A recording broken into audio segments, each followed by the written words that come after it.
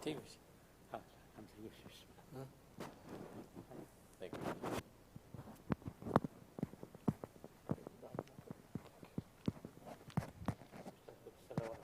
Of course.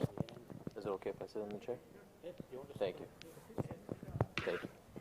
Okay, you start with Salat and then when you end, Fatiha. Okay. Okay? No.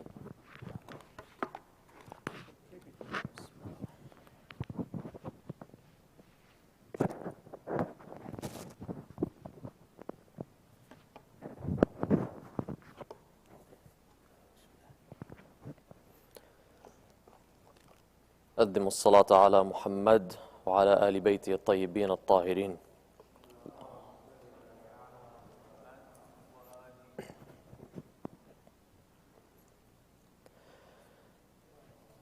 بسم الله الرحمن الرحيم.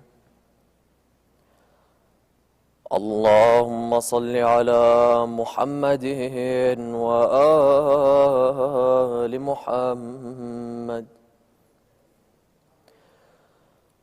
اللهم إني أسألك برحمتك التي وسعت كل شيء وبقوتك التي قهرت بها كل شيء وخضع لها كل شيء وذل لها كل شيء وبجبروتك التي غلبت بها كل شيء وبعزتك التي لا يقوم لها شيء وبعظمتك التي ملأت كل شيء وبسلطانك الذي على كل شيء وبوجهك الباقي بعد فناء كل شيء وبأسمائك التي ملأت أركان كل شيء وبعلمك الذي أحاط بكل شيء وبنور وجهك الذي أضاء له كل شيء يا نور يا قدوس يا أول الأولين ويا آخر الآخرين. اللهم اغفر لي الذنوب التي تهتك العصام. اللهم اغفر لي الذنوب التي تنزل النقام. اللهم اغفر لي الذنوب التي تغير النعم. اللهم اغفر لي الذنوب التي تحبس الدعاء. اللهم اغفر لي الذنوب التي تقطع الرجاء. اللهم اغفر لي الذنوب التي تنزل البلاء. اللهم اغفر لي كل ذنب أذنبته وكل خطيئة أخطأتها. اللهم إني أتقرب إليك بذكرك واستشفع بك إلى نفسك وأسألك بجودك أن تدنيني من قربك وأن توزعني شكرك وأن تلهمني ذكرك. اللهم إني أسألك سؤال خاضع متذلل خاشع أن تسامحني وترحمني وتجعلني بقسمك راضيا قانعا وفي جميع الأحوال متواضعا. اللهم وأسألك سؤال من اشتدت فاقته وأنزل بك عند الشدائد حاجته وعظم فيما عندك رغبته. اللهم عظم سلطانك وعلى مكانك وخفي مكرك وظهر أمرك وغلب قهرك وجرت قدرتك ولا يمكن الفرار من حكومتك. اللهم لا أجد لذنوبي غافرا ولا لقبائحي ساترا ولا لشيء من عمل القبيح بالحسن مبدلا غيرك. لا إله إلا أنت سبحانك وبحمدك ظلمت نفسي ظلمت نفسي ظلمت نفسي وتجرأت بجهلي وسكنت إلى قديم ذكرك لي ومنك علي.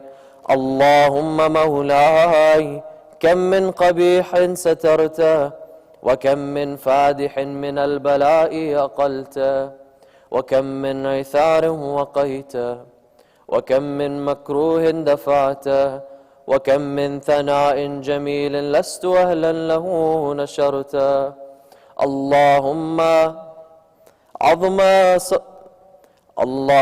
عظم بلائي وافرط بي سوء حالي وقصرت بي أعمالي وقعدت بي أغلالي وحبسني عن نفع بعد آمالي وخدعتني الدنيا بغرورها ونفسي بجنايتها ومطالي يا سيدي فأسألك بعزتك أن لا يحجب عنك دعائي سوء عملي وفعالي ولا تفضحني بخفي ما اطلعت عليه من سري ولا تعاجلني بالعقوبة على ما عملته في خلواتي من سوء فعله وإساءتي ودوام تفريطي وجهالتي وكثرة شهواتي وغفلتي. وكن اللهم بعزتك لي في كل الأحوال رؤوفا وعلي في جميع الأمور عطوفا. إلهي وربه من لي غيرك أسأله كشف ضري والنظر في أمري. إلهي ومولاي أجريت علي حكما اتبعت فيه هوى نفسي ولم أحترس فيه من تزيين عدوي فغرني بما أهوى وأسعده على ذلك القضاء فتجاوزت بما جرى علي من ذلك بعد حدودك وخالفت بعض أوامرك فلك الحمد علي في جميع ذلك ولا حجة لي فيما جرى عليه فيه قضاؤك.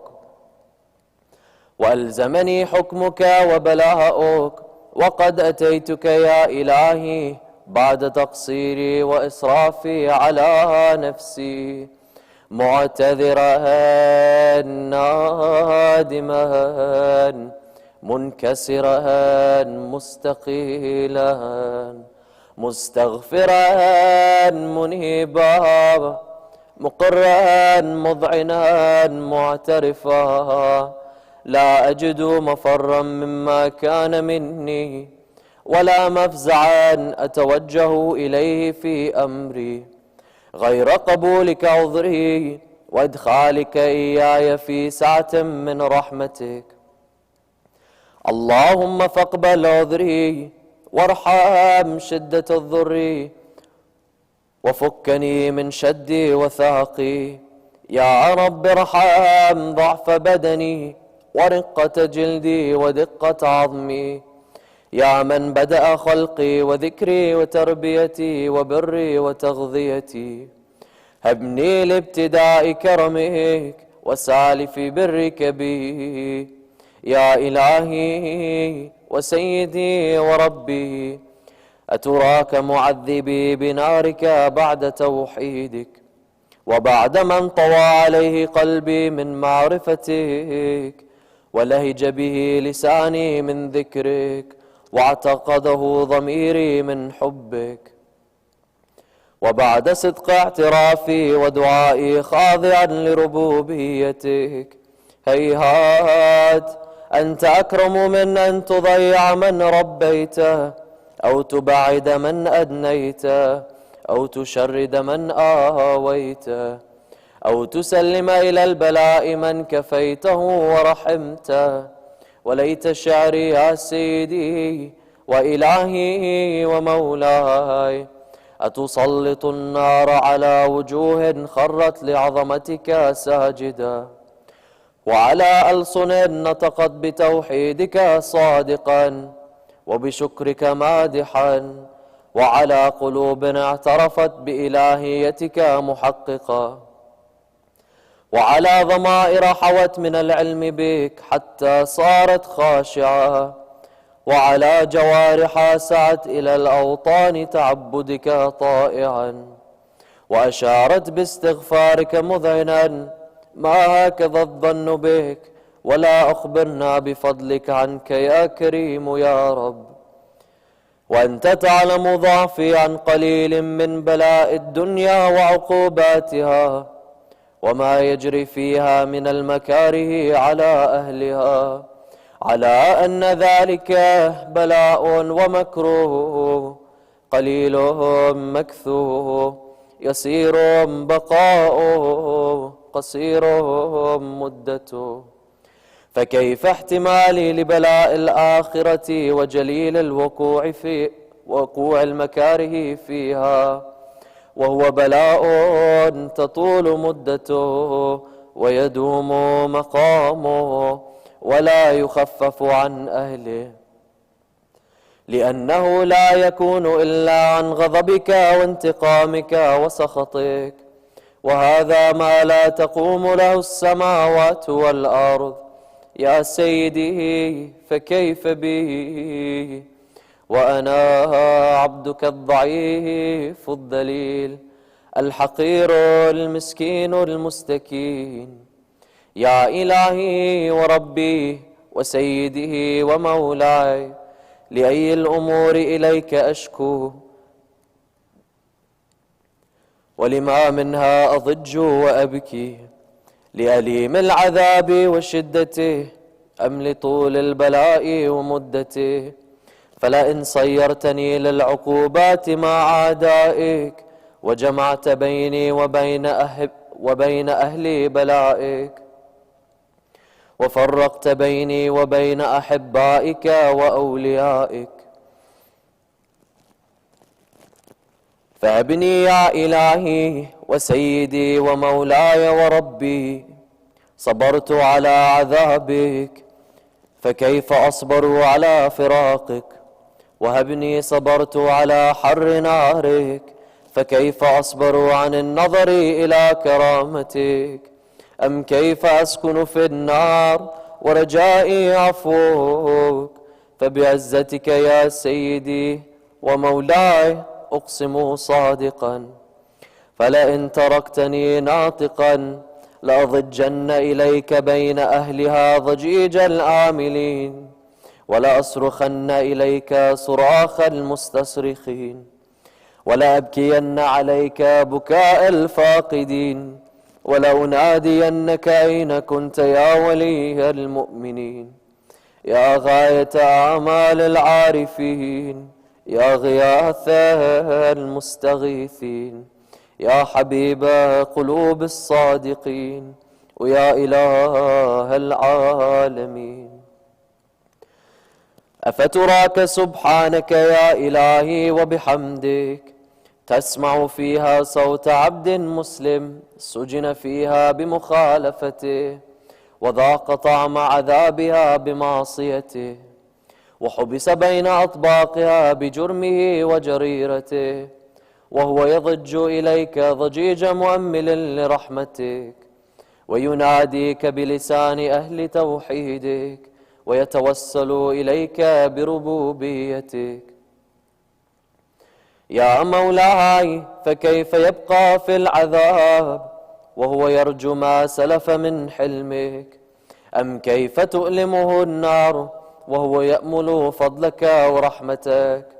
أم كيف يحرقه لهيبها وأنت تسمع صوته وترى مكانه؟ أم كيف يشتمل عليه زفيرها وأنت تعلم ضعفه؟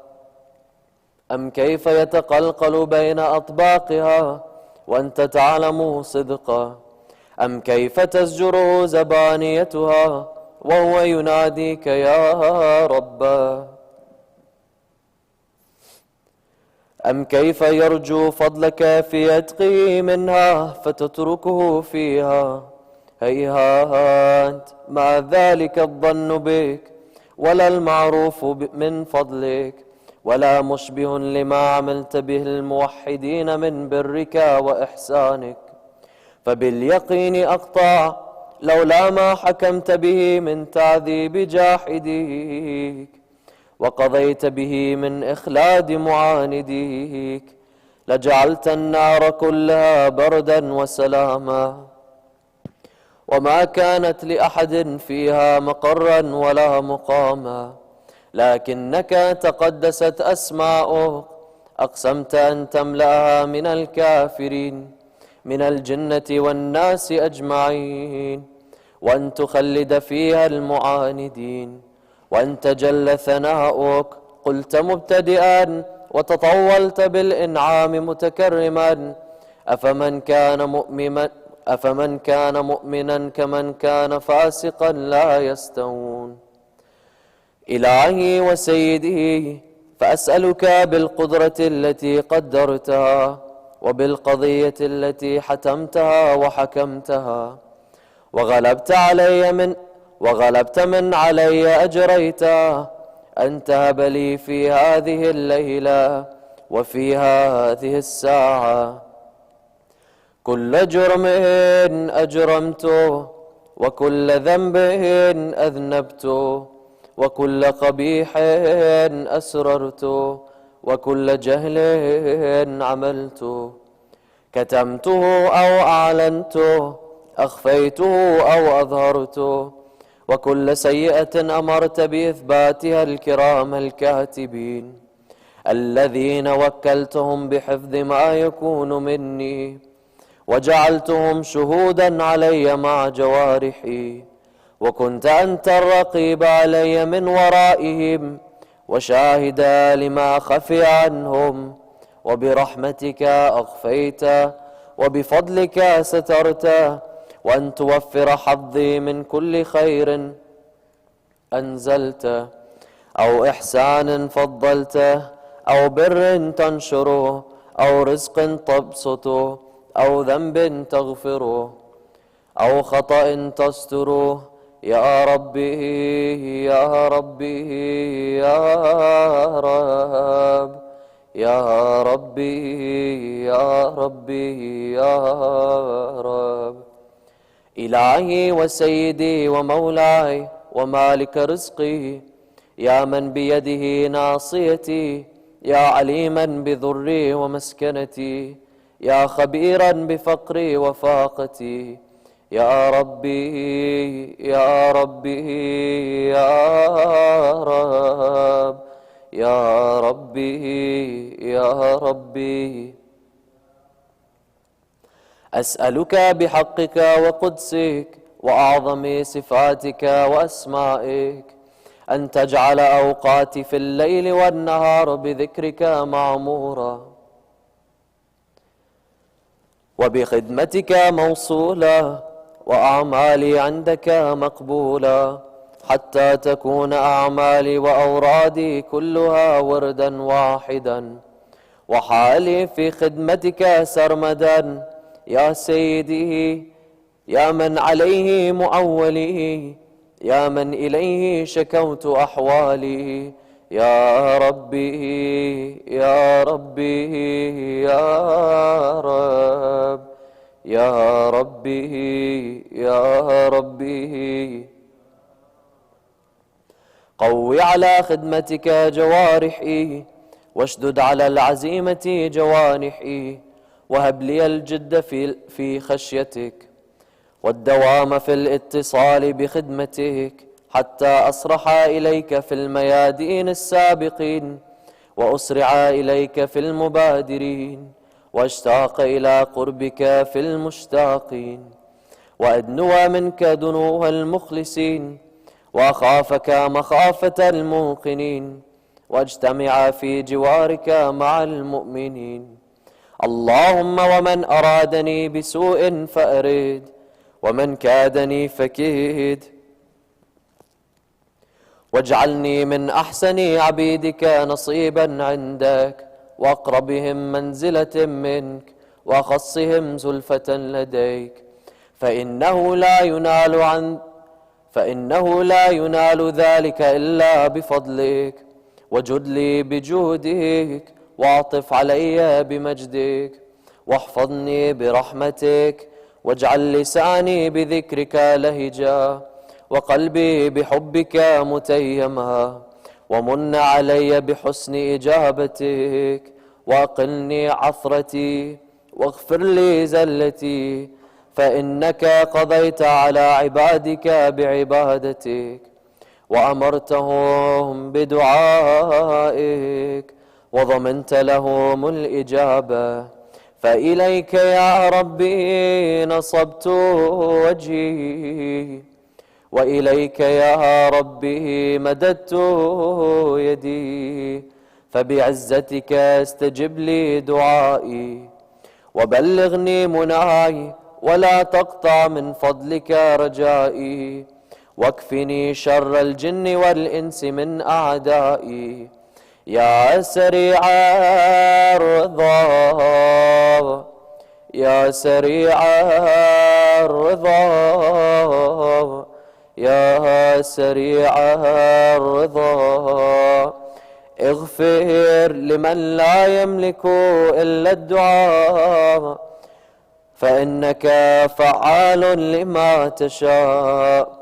يا من اسمه دواء، وذكره شفاء، وطاعته غنى، ارحم من رأس ماله الرجاء، وسلاحه البكاء.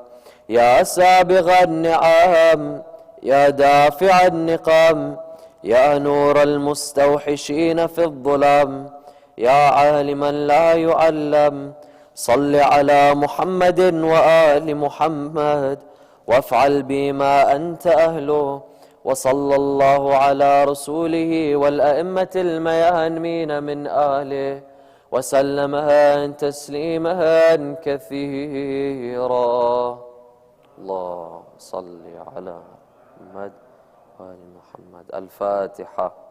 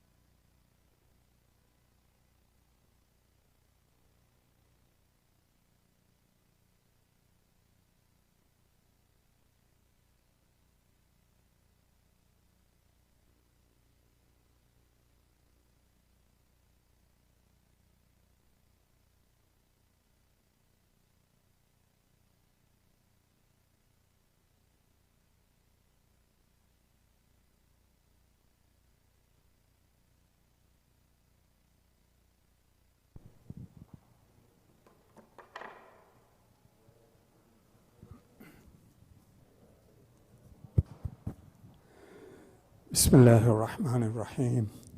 سبحان الله والحمد لله ولا إله إلا الله والله أكبر. الله أكبر الله أكبر الله أكبر الله أكبر. أشهد أن لا إله إلا الله. أشهد أن لا إله إلا الله. أشهد أن محمدا رسول الله. اللهم صل على محمد. أشهد أن محمدا رسول الله. اللهم صل على محمد. أشهد أن عليا ولي الله صلى الله عليه وسلم. أشهد أن عليا حجة الله. حي على الصلاة. حي على الصلاة. حي على الفلاح. حي على الفلاح. حي على خير العمل. حي على خير العمل. الله أكبر الله أكبر. لا إله إلا الله. لا إله إلا الله. اللهم صل على محمد وآل محمد.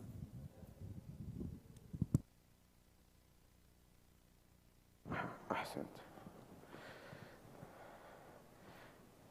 أعوذ بالله من الشيطان اللعين الرجيم. بسم الله الرحمن الرحيم.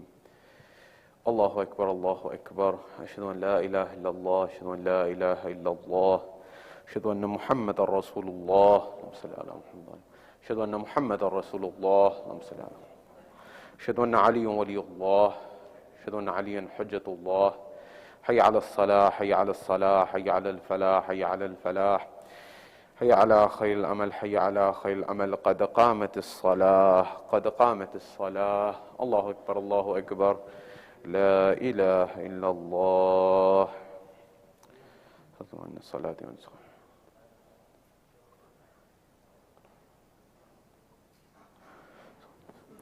الله أكبر. بسم الله الرحمن الرحيم. الحمد لله رب العالمين الرحمن الرحيم مالك يوم الدين. إياك نعبد وإياك نستعين. اهدنا الصراط المستقيم صراط الذين أنعمت عليهم غير المغضوب عليهم ولا الضالين. بسم الله الرحمن الرحيم. والعصر إن الإنسان لفي خسر إلا الذين آمنوا وعملوا الصالحات وتواصوا بالحق وتواصوا بالصبر. الله أكبر. سبحان الله سبحان الله سبحان الله سبحان ربي العظيم وبحمده. سمع الله لمن حمده. الله أكبر. سبحان الله سبحان الله سبحان الله سبحان ربي الأعلى وبحمده. الله أكبر. استغفر الله ربي وأتوب إليه. الله أكبر. سبحان الله سبحان الله سبحان الله سبحان ربي الأعلى وبحمده. الله أكبر. بحول الله وقوته أقوم وأقعد وأرقى وأسجد. بسم الله الرحمن الرحيم. الحمد لله رب العالمين الرحمن الرحيم مالك يوم الدين. إياك نعبد وإياك نستعين. اهدنا الصراط المستقيم صراط الذين أنعمت عليهم غير المغضوب عليهم ولا الضالين. بسم الله الرحمن الرحيم قل هو الله أحد الله الصمد لم يلد ولم يولد ولم يكن له كفوا أحد كذلك الله ربي الله أكبر ربنا آتنا في الدنيا حسنة وفي الآخرة حسنة وقنا عذاب النار يا كريم يا رحيم برحمتك يا أرحم الراحمين الله أكبر سبحان الله سبحان الله سبحان الله سبحان ربي العظيم وبحمده سمع الله لمن حمده الله أكبر سبحان الله سبحان الله سبحان الله سبحان ربي الأعلى وبحمده الله أكبر استغفر الله ربي وأتوب إليه الله أكبر سبحان الله سبحان الله سبحان الله سبحان ربي الأعلى وبحمده الله أكبر الحمد لله وخير الأسماء لله أشهد أن لا إله إلا الله وحده لا شريك له وأشهد أن محمدا عبده ورسوله اللهم صل على محمد وآل محمد بحول الله وقوته أقوم وأقعد وأرقى وأسجد سبحان الله سبحان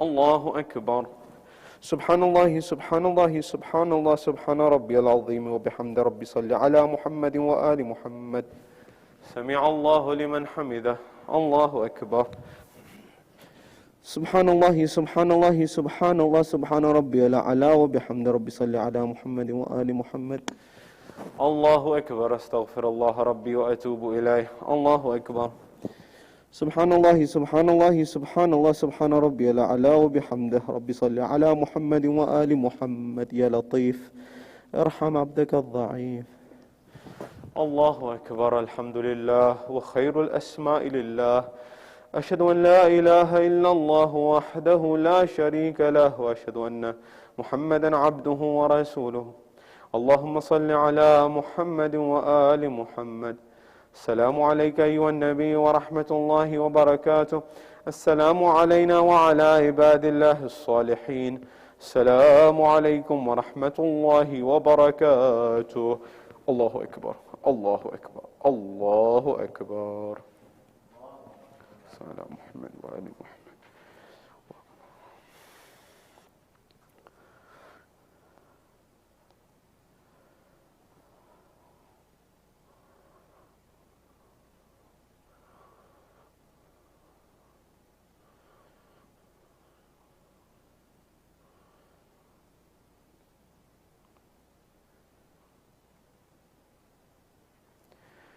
إن الله وملائكته يصلون على النبي يا أيها الذين آمنوا صلوا عليه وسلموا تسليما اللهم صل على محمد وآل محمد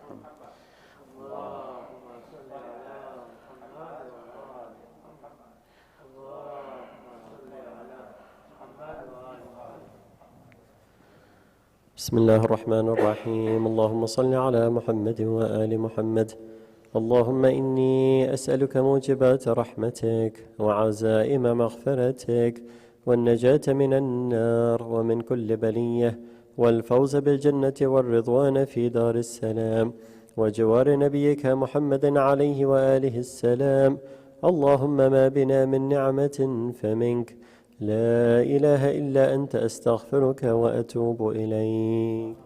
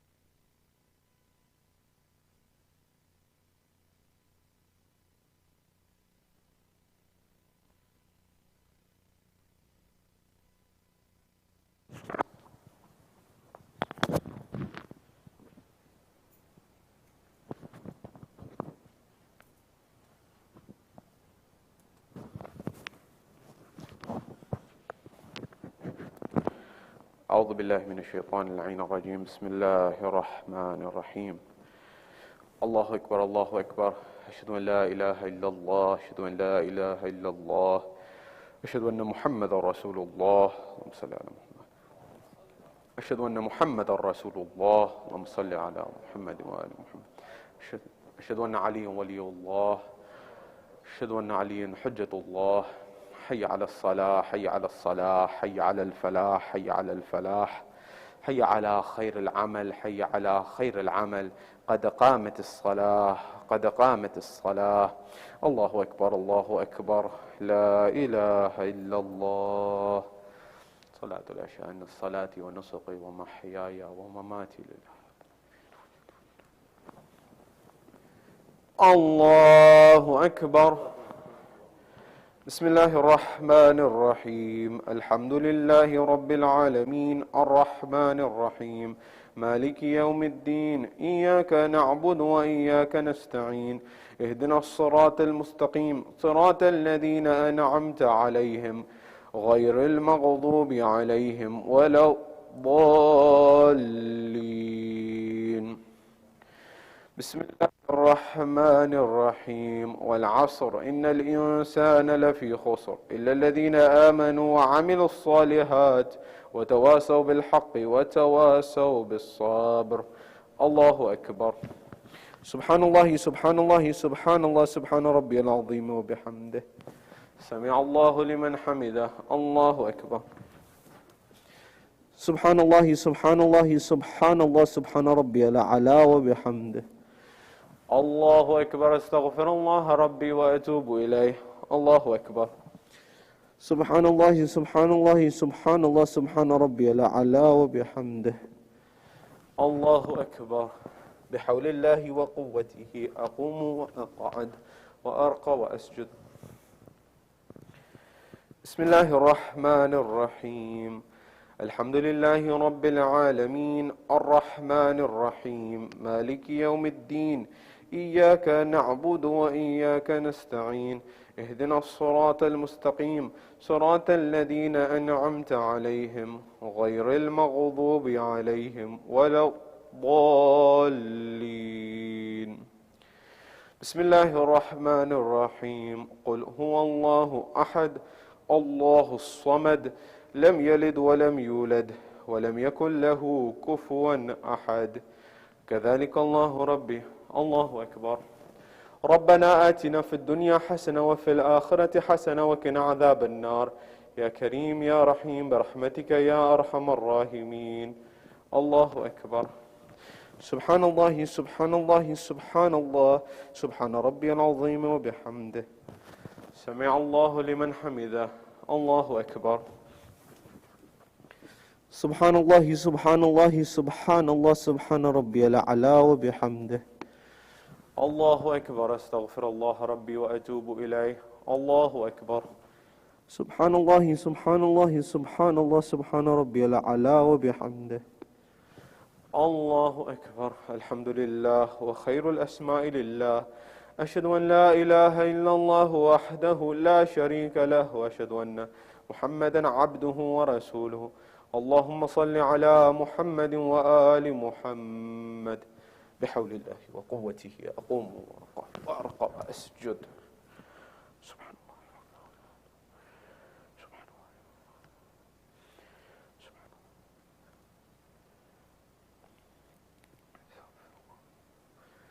الله. الله أكبر. سبحان الله سبحان الله سبحان الله سبحان ربي العظيم وبحمده. سمع الله لمن حمده. الله أكبر. سبحان الله سبحان الله سبحان الله سبحان ربي الأعلى وبحمده.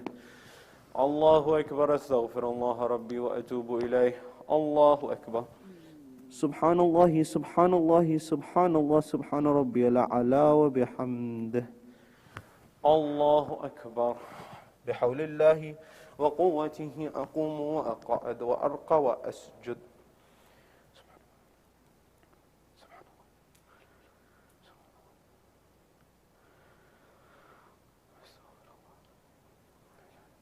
الله أكبر. سبحان الله سبحان الله سبحان الله سبحان ربي العظيم وبحمد ربي صل على محمد وآل محمد. سمع الله لمن حمده. الله أكبر. سبحان الله سبحان الله سبحان الله سبحان ربي الأعلى وبحمد ربي صل على محمد وآل محمد. الله أكبر. أستغفر الله ربي وأتوب إليه. الله أكبر. سبحان الله سبحان الله سبحان الله سبحان ربي الأعلى وبحمده ربي صل على محمد وآل محمد. يا لطيف ارحم عبدك الضعيف. الله أكبر. الحمد لله وخير الأسماء لله. أشهد أن لا إله إلا الله وحده لا شريك له وأشهد أن محمدا عبده ورسوله. اللهم صل على محمد وآل محمد. السلام عليك أيها النبي ورحمة الله وبركاته. السلام علينا وعلى عباد الله الصالحين. السلام عليكم ورحمة الله وبركاته. الله أكبر. الله أكبر. الله أكبر.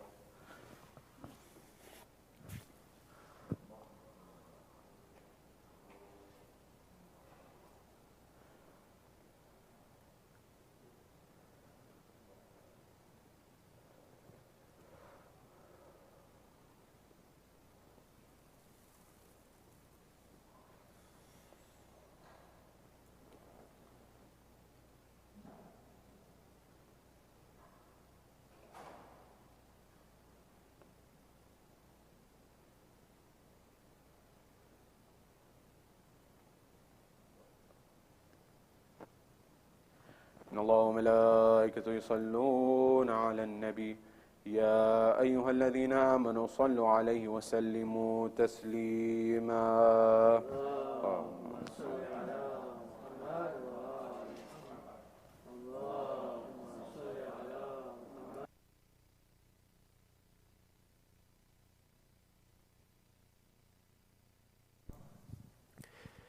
بسم الله الرحمن الرحيم. اللهم صل على محمد وآل محمد.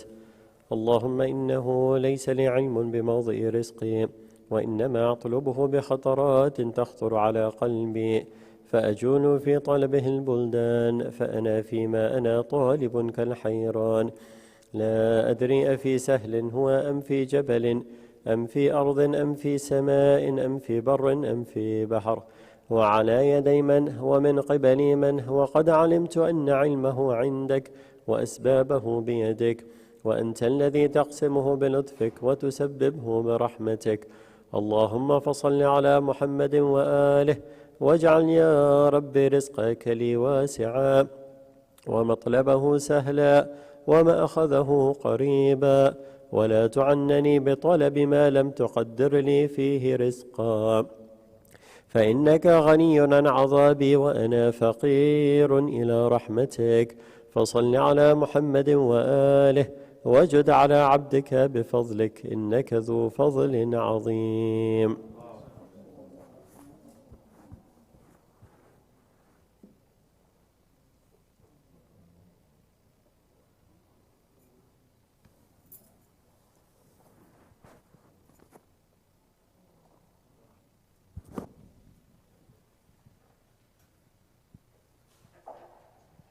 بسم الله الرحمن الرحيم. السلام عليك يا رسول الله. السلام عليك يا أمير المؤمنين علي بن أبي طالب. السلام عليك يا فاطمة الزهراء سيدة نساء العالمين. السلام عليك يا حسن المجتبى. السلام عليك يا حسين شهيد بكربلاء. السلام عليكم جميعا شهداء كربلاء ورحمة الله وبركاته. السلام عليك يا علي بن الحسين ومحمد بن علي وجعفر بن محمد وموسى بن جعفر وعلي بن موسى ومحمد بن علي وعلي بن محمد والحسن بن علي. السلام عليك يا حجة الله بن الحسن يا صاحب الأسر والزمان سيدي الأمان الأمان الأمان من فتنة الزمان. السلام عليك يا خليفة الرحمن. السلام عليك يا شريك القرآن. السلام عليك يا كعبة الإيمان. السلام عليكم ورحمة الله وبركاته. بسم الله الرحمن الرحيم. اللهم كل ولي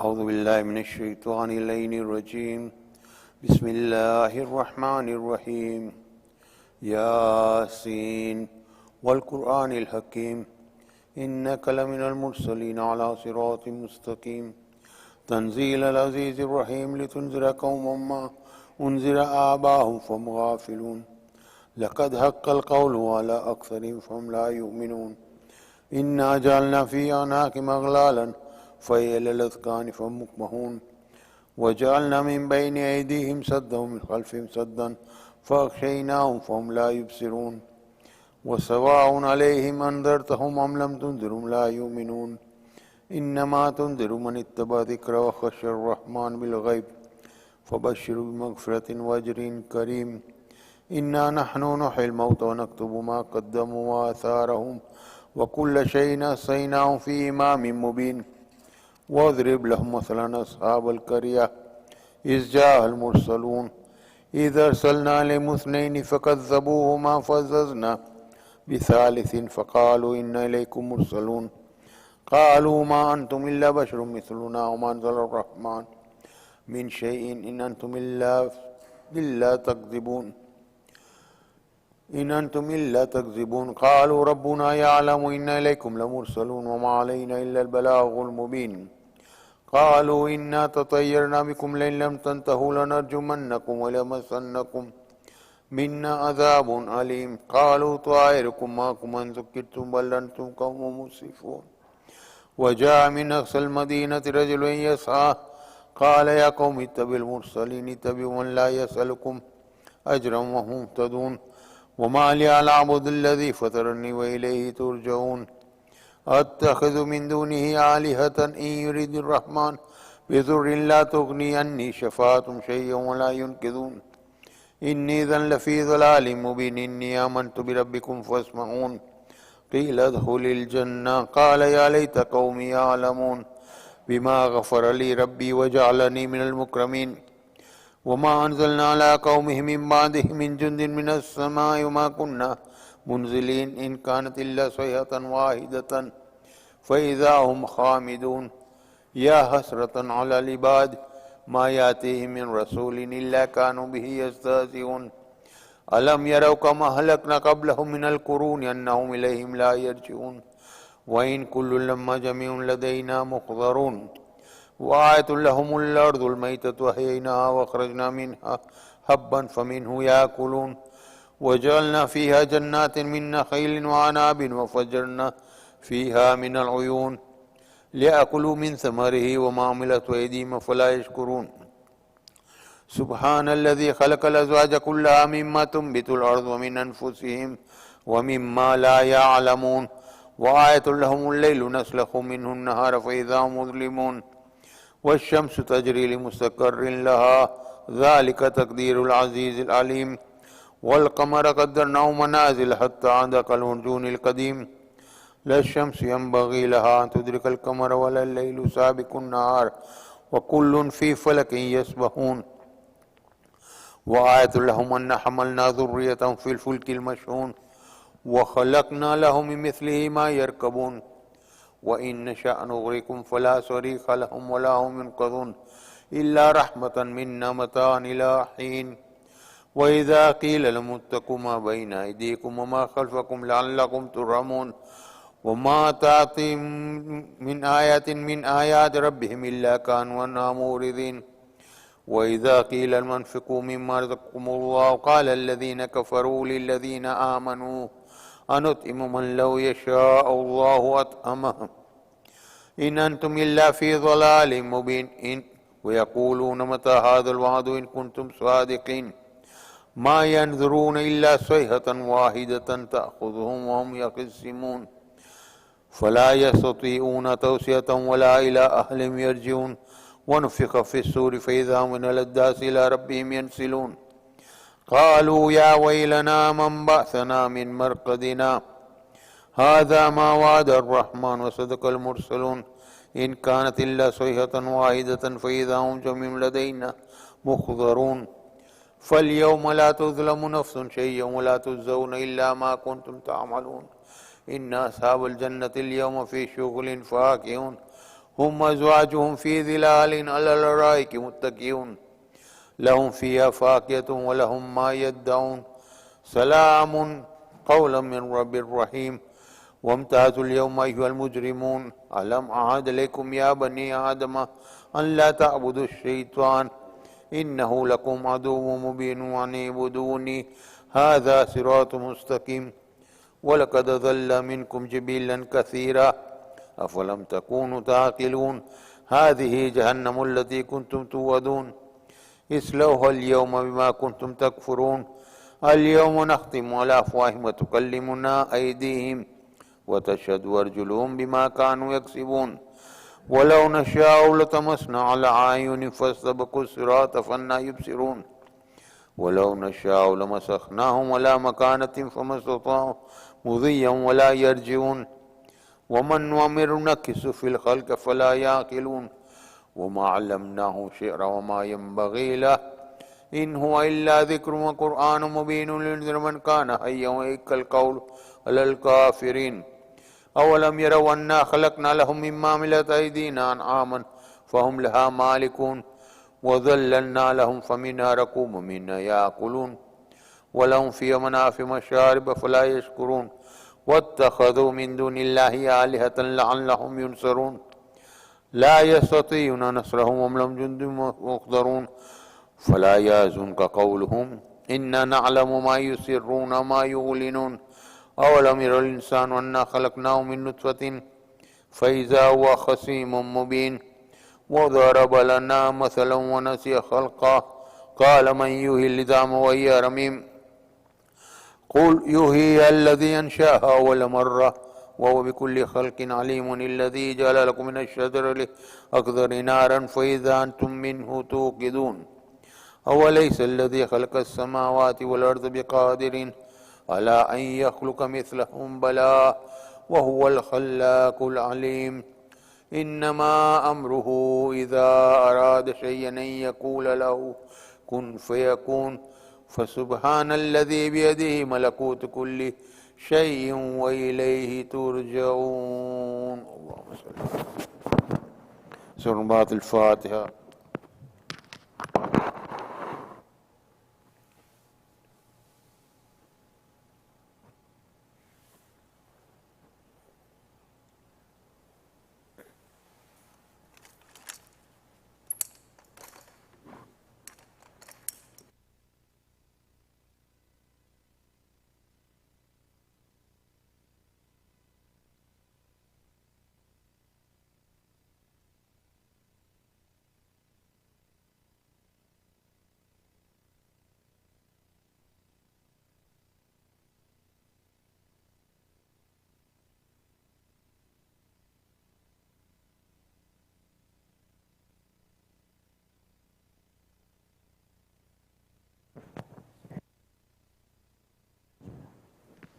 محمد وآل محمد صلوات صلی علی محمد وآل محمد.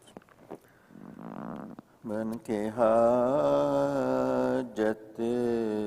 رواں سے کہتا ہوں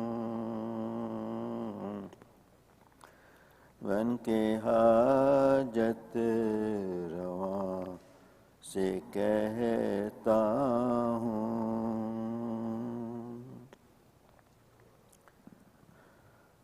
دور ہو جا نظر سے اے مشکل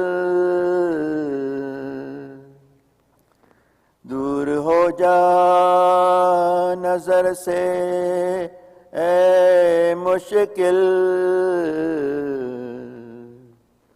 ورنہ مشکل خوشا سے کہتا ہوں ان کے حاجت رواں سے کہتا ہوں محمد وآل محمد صلوات اللہم صلی علی محمد وآل محمد.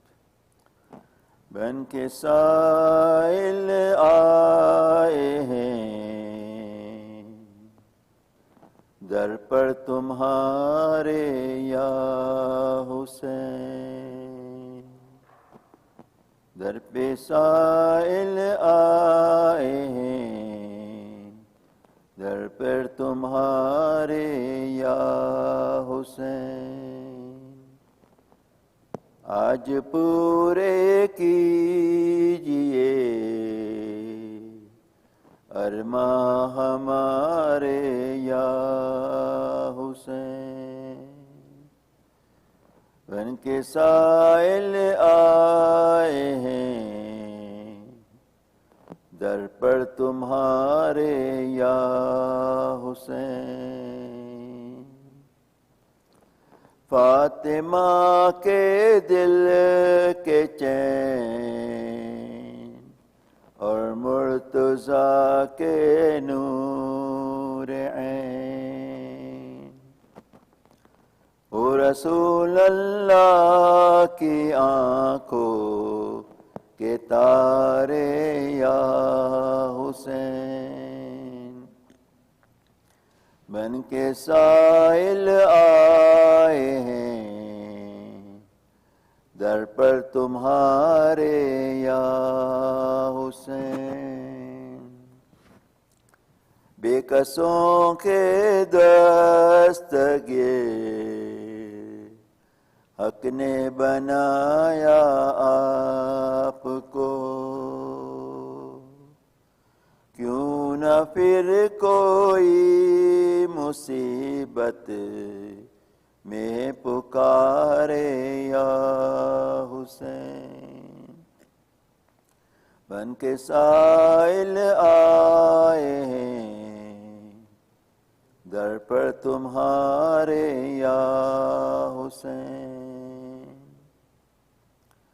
مالک کل نے بنایا ہے تمہیں مختار کل، آپ مخلوق کے خدا کے ہو سہارے یا حسین، بن کے سائل آئے ہیں، در پر تمہارے یا حسین، آپ کا در چھوڑ کر جائیں کہاں فرمائیے، آپ کا در چھوڑ کر جائیں کہاں فرمائیے، ہیں یہ خادم آپ کے مولا ہمارے یا حسین، بن کے سائل آئے ہیں، در پر تمہارے یا حسین، آپ جو فرمائیں گے حق ہوگا، مقبول حق ہوگا وہی، آپ جو فرمائیں گے مقبول حق ہوگا وہی،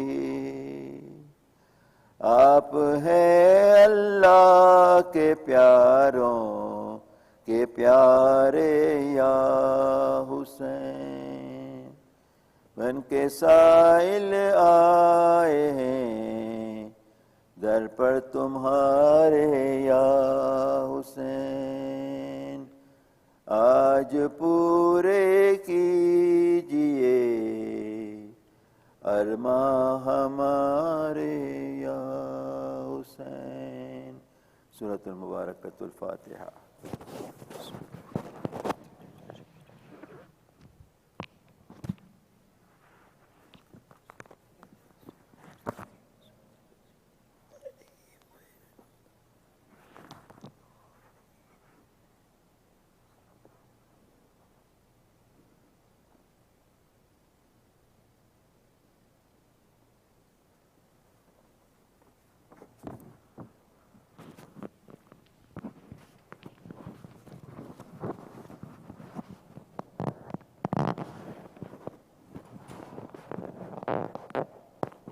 محمد وآل محمد صلوات.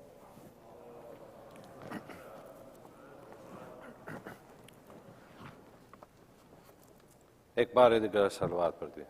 اللہم صلی علی محمد آل محمد. یہ سوچتا ہوں کہ عابد کا حال کیا ہوگا.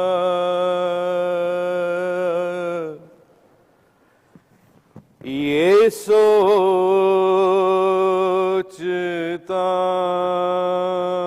ہوں کہ عابد کا حال کیا ہوگا.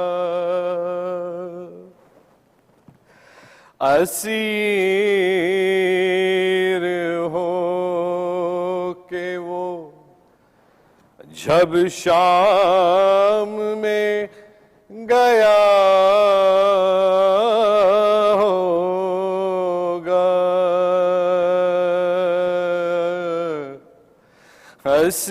اسیر ہو کہ وہ جب شام میں گیا ہوگا. یہ سوچتا ہوں.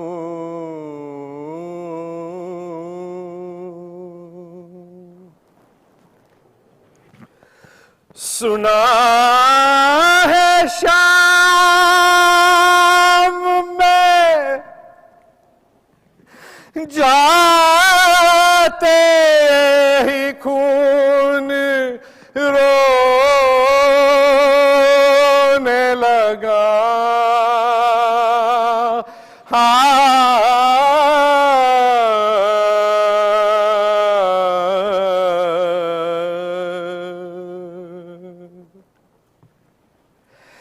سنا ہے شام میں جاتے ہی خون رونے لگا.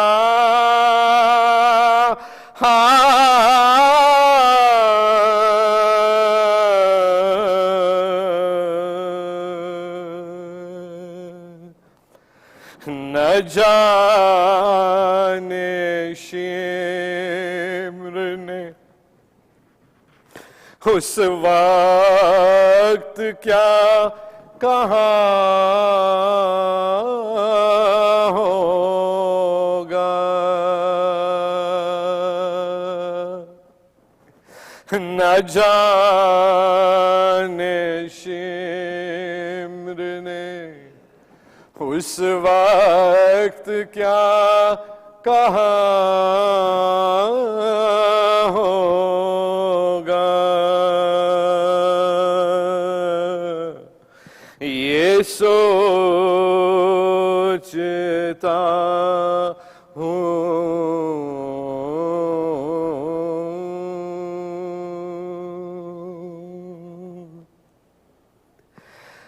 گلے کے توک نے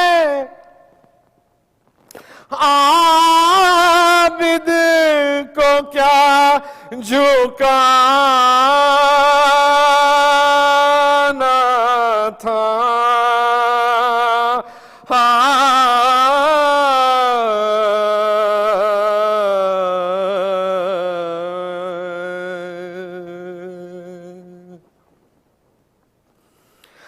گلے کے طاق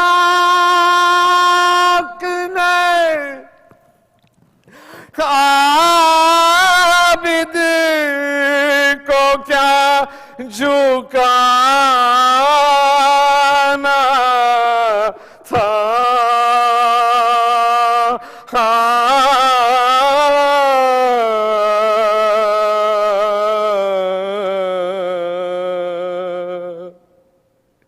وہ اپنے کھوئے ہوئے لال ڈھونڈتا ہوگا،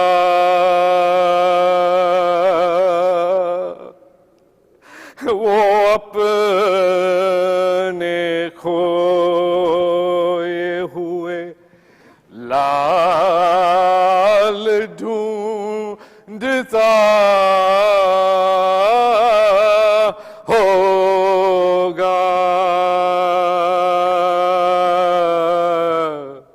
یہ سوچتا ہوں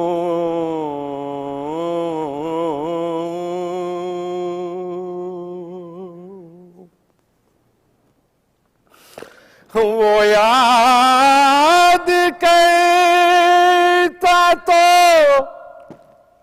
ہوگا وطن کی شاہی کو،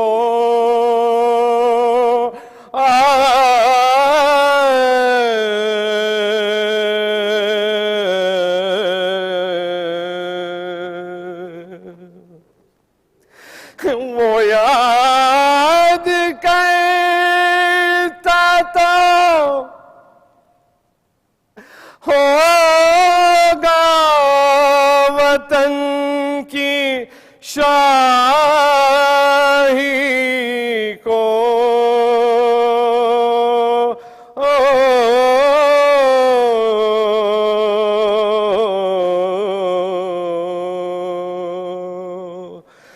بہن کو دفن جو پردیس میں کیا ہوگا،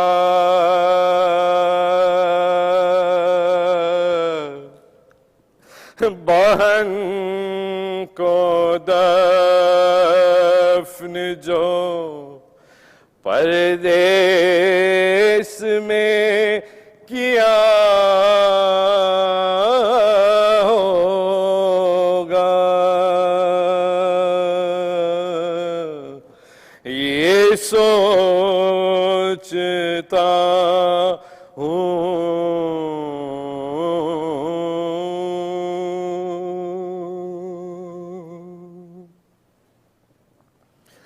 وہ ظلم دیکھ ہے سجاد نے حسین کے بعد،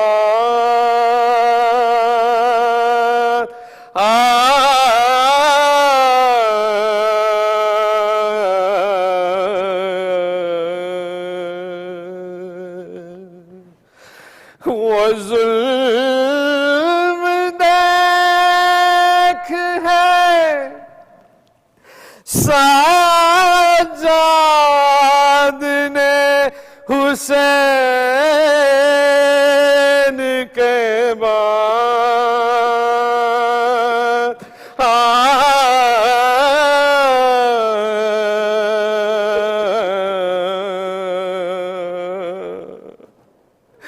مجھے یقین ہے کہ اب تک بھی رو رہا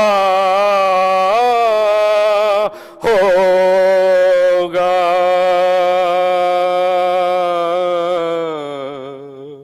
مجھے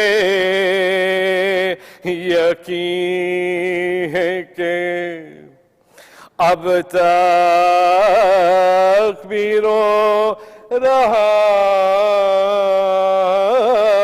ہوگا، یہ سوچتا ہوں۔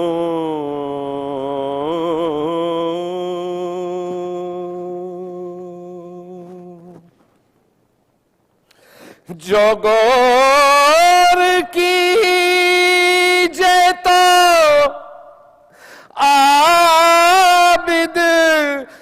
بشر نہیں لگتا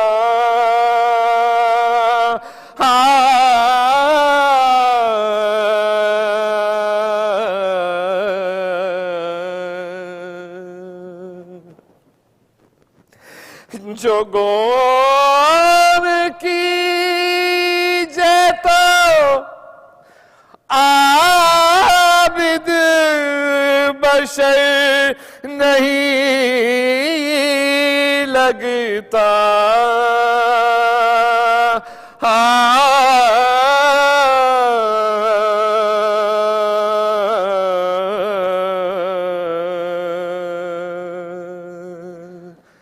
میرے خیال میں دکھ درد کا خدا ہوگا میرے خیال میں دکھ درد کا خدا ہوگا یہ سوچتا ہوں کہ عابد کا لکھا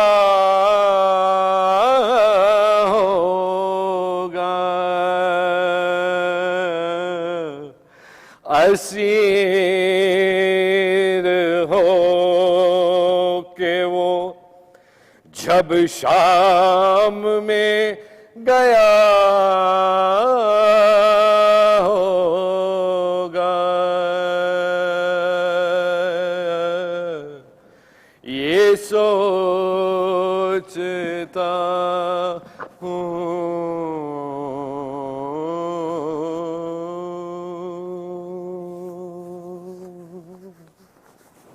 صلوات پڑھ دو محمد محمد.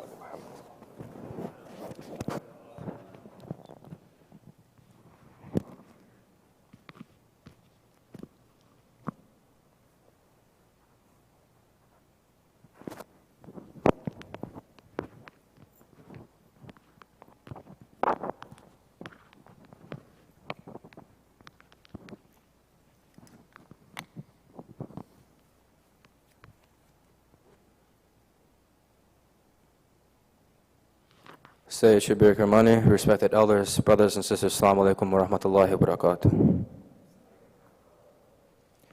Surah Al-Fajr is requested for the Salat Salat by Marhumeen listed on the screen and for all Marhumeen. Al-Fatiha. Bismillah.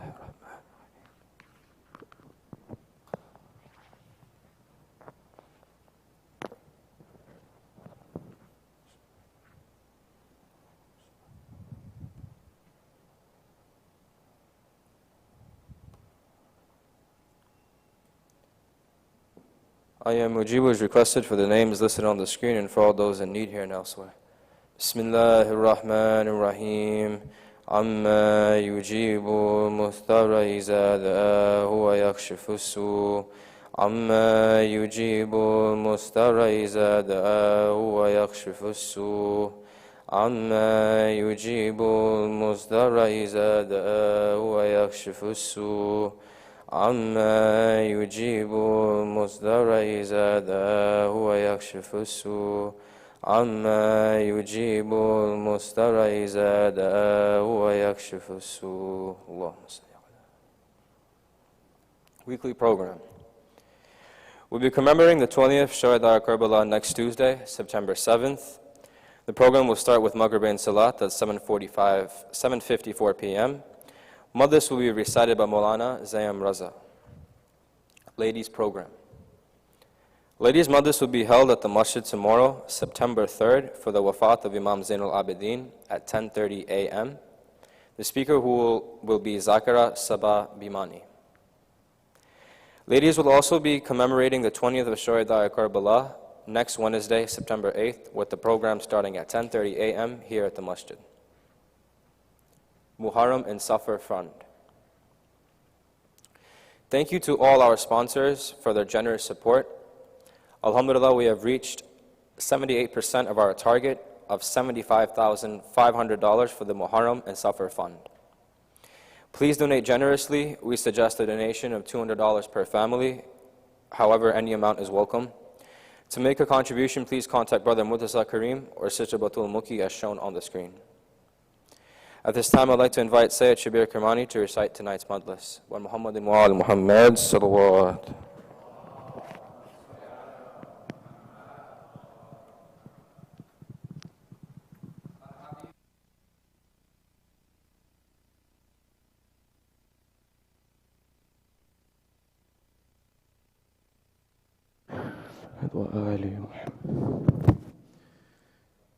فاتحة. بسم الله الرحمن الرحيم. الحمد لله رب العالمين الرحمن الرحيم مالك يوم الدين إياك نعبد وإياك نستعين.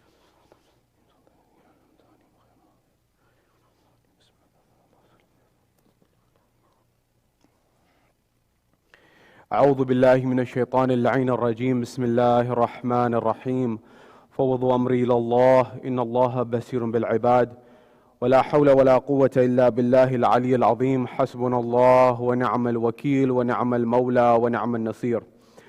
والصلاة والسلام والتحية والإكرام على الرسول المسدد المصطفى الأمجد المحمود الأحمد الذي سمي في السماء بأحمد وفي الأرض بأبي القاسم محمد. اللهم صل على محمد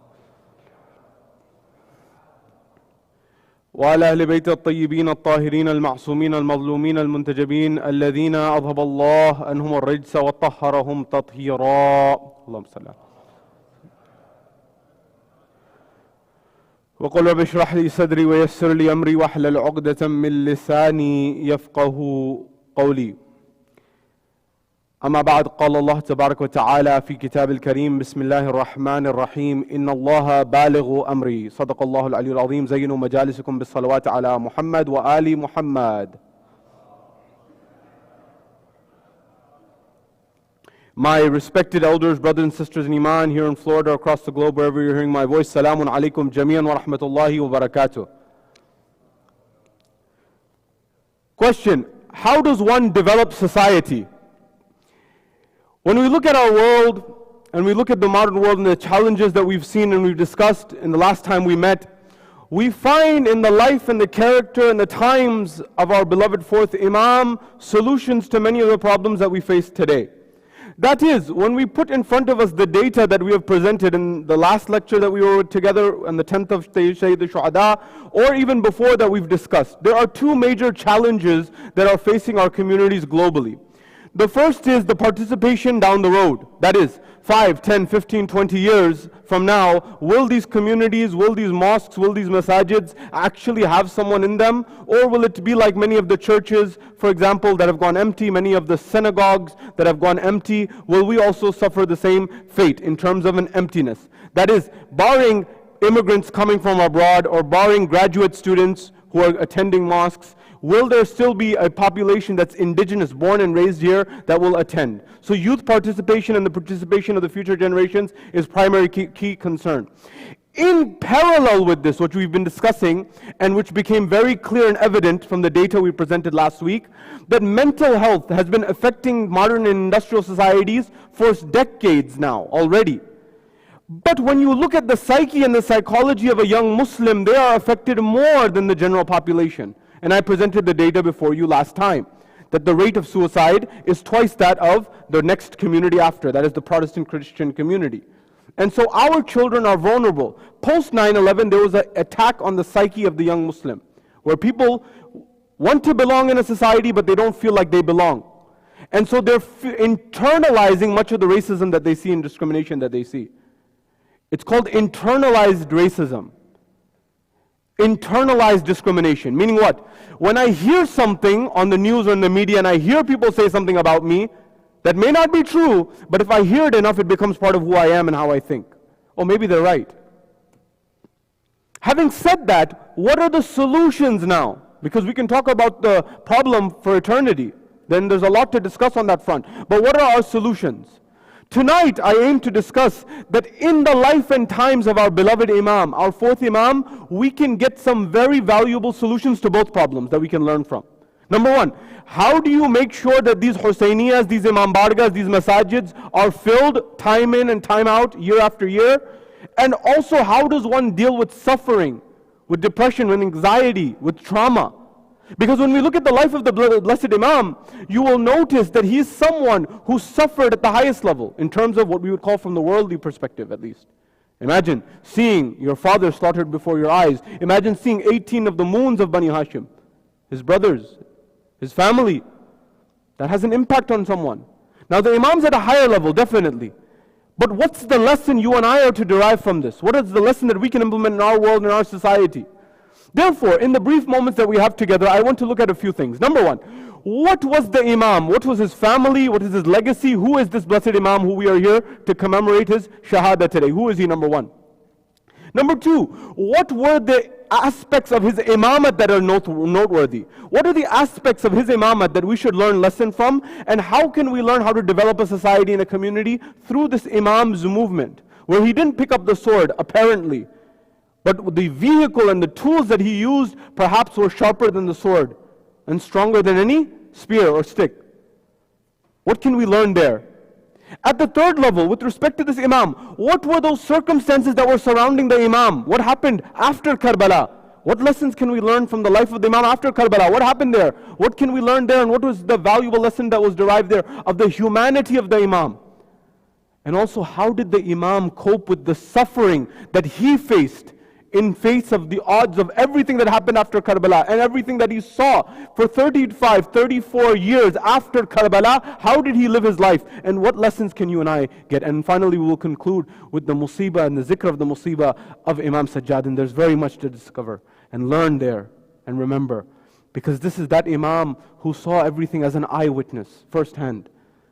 And we must commemorate him to the fullest. This is our agenda for tonight. Wherever you are, here in Florida or across the globe, from the bottom of your heart, send a salawat on Muhammad wa ali Muhammad. Allahumma salli.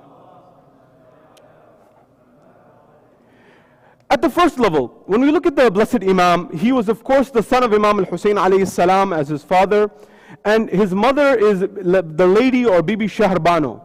According to the narrations, Bibi Shahrbano was the princess, or she was from the royal family of the Persians, of the Persian royal family. And when the Muslims conquered Persia, she came as a captive. Now there is a debate amongst the ulama. Did she come, and the historians, did she come as a captive in the era of the second Khalifa? Or did she come during the era of the third Khalifa? Or did she come during the era of Imam Amir al-Mu'mineen?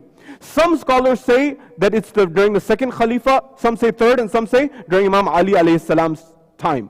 The one that's famous is during the time of the second, although some scholars say the one that's more reliable is during the time of Imam Ali. As you know, in our ahadith, there are some hadiths that are known, that are very popular, and there are some that are more reliable according to the ulama. For example, what? For example, with respect to Lady Fatima, where she is buried, there are 3 narrations with respect to where Fatima the-Zahra is buried. The one that is very famous is in Jannatul Baqi. The one that is according to ulama, the other 2 opinions is that Rasulullah said, between my mimbar and my house there is Rawdatun min Riyadil Jannah. That is a garden from amongst the gardens of heaven. And some say that is where Lady Fatima is buried. And then the third, which is not as popular, but some of the top scholars believe, is that she may be buried in her own room, her own hujra, where she lived. This is also. So there are some that are popular and there are some that are more reliable and authentic according to the ulama. Similarly here, the one that is popular is that she came during the time of the second Khalifa. When she came during the time of the second Khalifa as a captive, the second Khalifa said, sell her in the market. You know, historically, the second Khalifa made some very genius decisions. And this is just what history says. For example, what? For example, burning the Library of Alexandria. The Muslims conquered over Egypt. When they conquer over Egypt, the largest library in the world is the Library of Alexandria. When the Library of Alexandria is there, they say, what do we do with this library? It's the largest database of knowledge in the world. He said, hold on a second. If it has anything in contradiction to the Quran, then it's a bid'ah, it's an innovation, we don't need it. And if it has something that's already in the Quran, it's redundant, it's repetitive, what do you need it for? Burn the whole library. Similarly, this individual gave the order to sell these people in the markets. When the news reached Amir al-Mu'mineen, Imam Ali, he says, do you not remember that Rasulullah gave the hadith that the monarchs of any civilization, doesn't matter if they're Muslim or not, you are not to sell them in the bazaar? So, oh, yes. So what do we do with them? Why don't you ask them what you should do with them? And at that point in time, Bibi Shahrbano, she was asked and she made the decision and she said, when I was in Persia and I was living in the house of my father, I saw a dream. And in this dream, I saw an individual who became known to me in the dream as Muhammad, that is the Holy Prophet. And he said that you will marry my grandson by the name of Hussein. She said, therefore, I want to marry Hussein. And at that point in time, she wedded and married Imam Hussein alayhi salam. This is one sister. There was another sister, two sisters. The other sister, according to the narration, she married Muhammad ibn Abi Bakr. You know, there was a person by the name of Muhammad ibn Abi Bakr who was a pious, righteous companion. Muhammad ibn Abi Bakr, his biological father was Abu Bakr, the first Khalifa. But he was raised, and his spiritual father was Amir al-Mu'mineen, Imam Ali alayhi salam, who Imam Ali raised as his own. And she married that individual. As time progressed, this was the lineage. She died very early on. Bibi Shahrbano was not in Karbala, although our narrations say it in the Marsiyas and the Nauhas and Latams. They say Bano and things of this nature. But historians say that she was not physically there. So what happened? Imam had a particular lady who acted as a mother for her. She was a servant who looked after the Imam her whole life. She was as if like a mother to Imam Sajad. She was not she was not the biological mother, but she was a servant who raised the Imam as if she was the own child, as if Imam Sajad was her own child.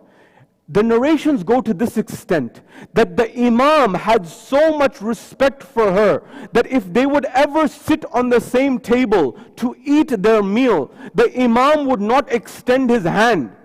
It was not his biological mother, but it was someone who he called his mother as if she was his own mother.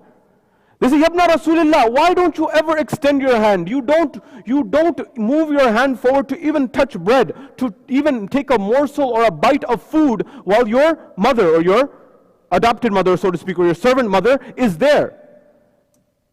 So why? He said, yes, this lady has raised me as if I'm her own child.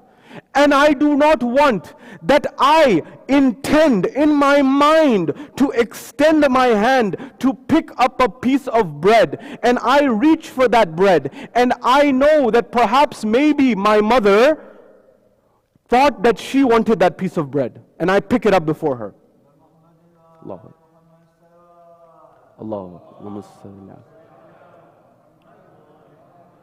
وَقَضَى رَبُّكَ أَلَّا تَعْبُدُوا إِلَّا إِيَّاهُ وَبِالْوَالِدَيْنِ إِحْسَانًا, the Quran says. And we have ordained on you and ordered you that you do not associate anyone with Allah and do good to your parents. The Imam is teaching a lesson here. You know, we sometimes in our actions we're offensive to our parents. Imam saying, do not even offend your parents in your thoughts, in your mind. That what if, think about, maybe she wanted to eat something and you extended and you rushed to eat it before her? The principle and the ethics that the Imam is putting forward at the first level. At the next level, the second level that we come to, development. How did the Imam develop? One thing that I want you to remember, and you may say, what is the relationship between this and the Imam and us and our communities? I'm saying this to myself, I'm saying this to anyone who's a community leader, and everyone here is a community leader in front of me, either today or in the future. How do you develop a society? Allow me to give you an example. Jamaica and Singapore, these are two countries. These two countries were colonies of the United Kingdom, of the British colonies. There were two colonies. They were freed at the same time. They got their freedom at the same time, Jamaica and Singapore. Now today, if you look at Jamaica and Singapore, people don't use them in the same conversation. Jamaica, in terms of economics, is not at the level of Singapore. Singapore has become a first world country according to the world, and it's developed extraordinarily. And it's a model that other countries are like, how did you do this? Jamaica didn't. Why? When you look at historians say two things. When both of them became free at the same time under British rule, the Jamaicans said that we will focus on two things in our economy. We are going to focus on tourism and natural resources. That people will come and visit as tourists to Jamaica, and they will also come and will take the natural resources, whatever is found in the land, and use that to develop our economy.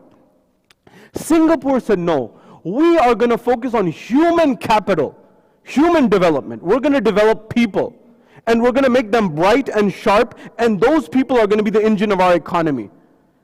Fast forward, and then what do you see? The development in Singapore skyrocketed. Jamaica was relatively stagnant. What am I saying here?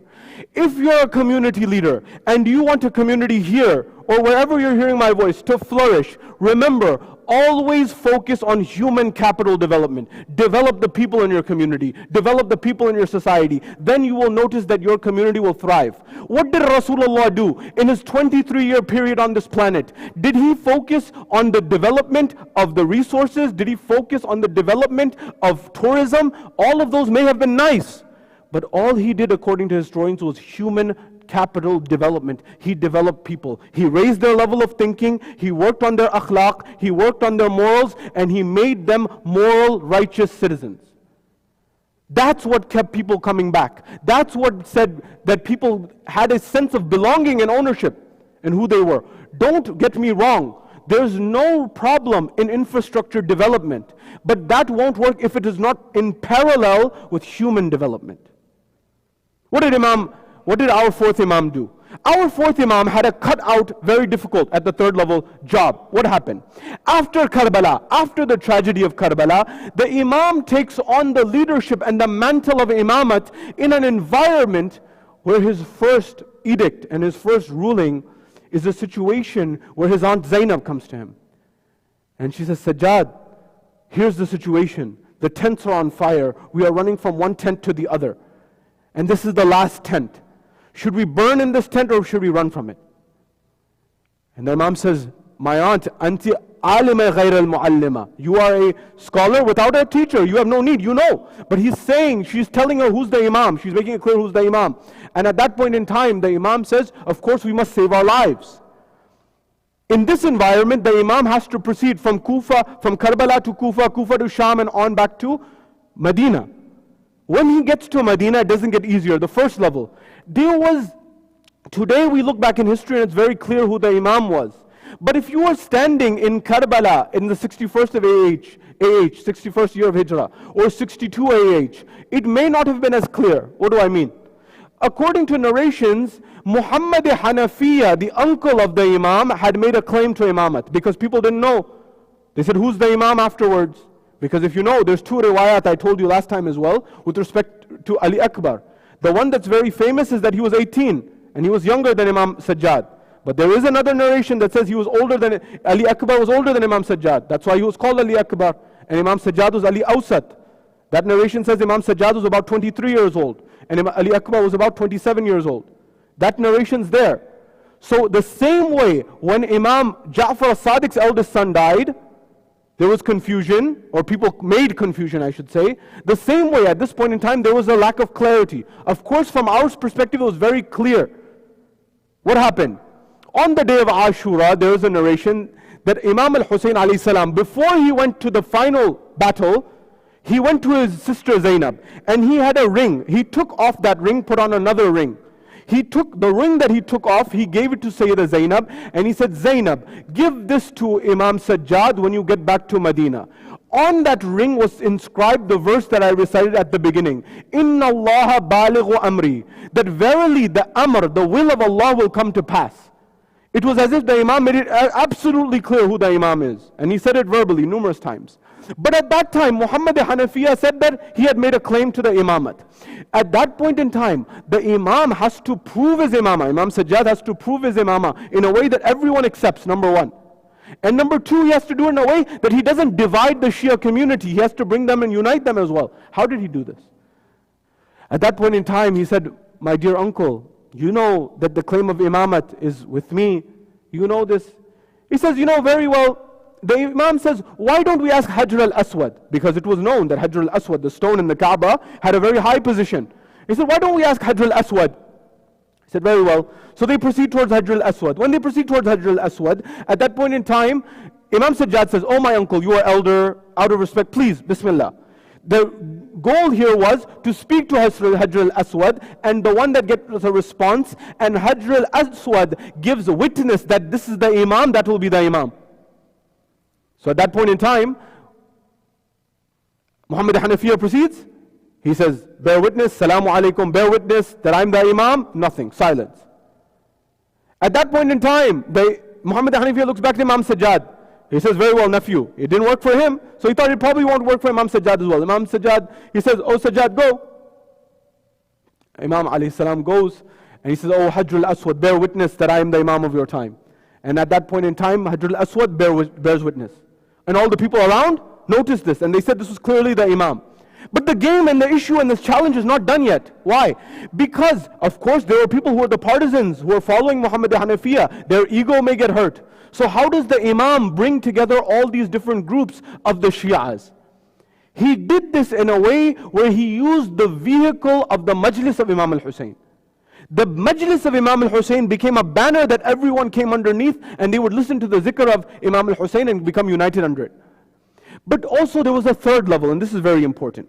What was that third level? The third level was that the Imam had to propagate and do tabligh of true Shia beliefs. But how do you do that when Yazid is ruling? How do you do that when Hajjaj bin Yusuf al-Thaqafi is ruling? How do you do that when the likes of Marwan and these people are in power? Because they would kill anyone and they would harm anyone and they would crush anyone. So how do you do it? The Imam at the third level, he used the du'as that we find in Sahifa Sajjadiyah. And he made it abundantly clear what are the teachings of Islam and Shi'ism through the du'as and the munajats that are found in this. But I want to come to the fourth level, which is very important.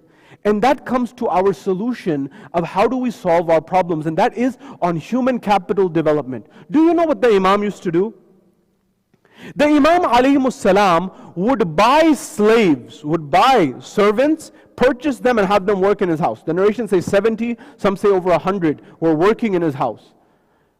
But when he would get these servants, he would buy them and have them work in the house. At that point in time, when he would come, he wouldn't ask them to do anything. He wouldn't ask them to make the bed. He wouldn't ask them to do anything. The only thing that the narrations say is that he would sometimes ask them to give him a cup of water.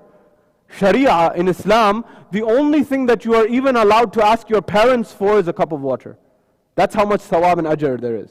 Now don't go and ask your parents for a glass of water all the time. But there's ajr and sawab in it. And when they would ask for this cup of water, when the Imam would ask, they would bring the cup of water, the Imam would free them. He said, you're free to go. What was the hikmah here? What was the wisdom here? Why did the Imam purchase all of these servants and slaves, and then at some moment they bring him a glass of water and he frees them all? Why? Because when he brought them into the house, he would spend the time to teach them Islam, to teach them the teachings of the hadith. He would teach them all those principles and he would liberate them. But before he freed their body, before he freed the shackles and made them free people, he first freed their mind. He freed their mind by teaching them true Islam. That's why Rasulullah came. That's why the Imams came, to liberate the mind. You know these liberal arts colleges that people spend thousands and thousands of dollars to send their children to go to, which are top, you have Rollins, you have Davidson, you have many, many other institutions. The idea of liberal arts was the one that opens your mind. The Imam would liberate their mind, open their mind, and then he would say, look, I'm freeing you, go back to your town. When they would go back to their town, they would become a muballigh in their own right. They would become an ambassador for the Imam. They would become an ambassador for the teachings of Shia Islam. So one servant went in this direction, one went the other. One went to Africa, one went to Egypt, one went to Tunis, one went to for example, what we'd call the Europes and the Caucasus and the Russia and all over. In Afghanistan and other places. And then they would begin to do tabligh. Where did you come from? Oh, we were living in the house of Ali ibn al-Hussein. Tell us about it. What was it like? And then they would begin to do tabligh and teach what were the teachings and the principles, and then people would begin to follow it. And that's how we develop the society, and that's how we develop the community. Sallu ala Muhammad wa ali Muhammad. But at the next level, and this comes to the issue of how do we deal with the stress, anxiety, depression that people are feeling. Did anyone have a greater right to say that they suffered and saw trauma and difficulty than Imam Sajjad? You couldn't find anyone like this. Imam Sajjad did the suffering that he faced, that he saw his father being slaughtered, that he saw his brothers being slaughtered, that he saw his whole family being slaughtered. Did that leave him to leave Islam? Or did that lead him to get closer to Allah subhanahu wa ta'ala? You see, in this lies the key of how we develop our relationship with Allah and solve many of our problems. I'm not against the medical approach, you have to take that. What I'm saying is, in parallel with that, the Imam used that time to dedicate himself to Allah subhanahu wa ta'ala. Do you know what the schedule of the Imam was after Karbala? According to the narrations, after Karbala, the Imam had a very particular schedule that he used to follow. You know, people who go into medical school or law school, they say follow a particular schedule, it will help you in your studies and things of this nature. The Imam had a particular schedule. What is the schedule?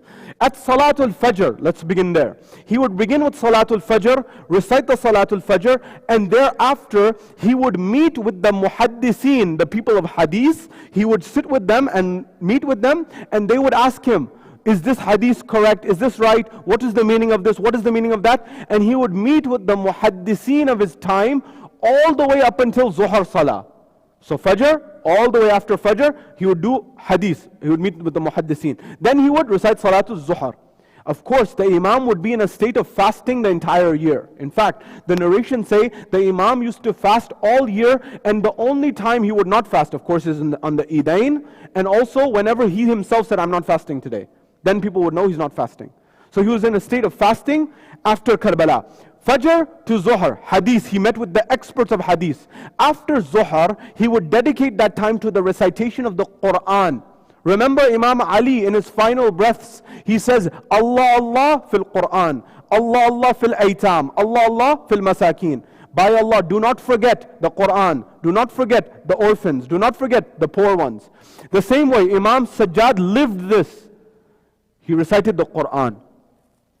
By the way, the traditions from the Imam says, and this is one to bear witness and really think about, if everything, I'm saying this in a world of depression, anxiety and worry, if everyone in the East and everyone in the West perished, finished, nobody remained on this planet, and it was only me, and all I had with me was the Quran, I would still not feel lonely.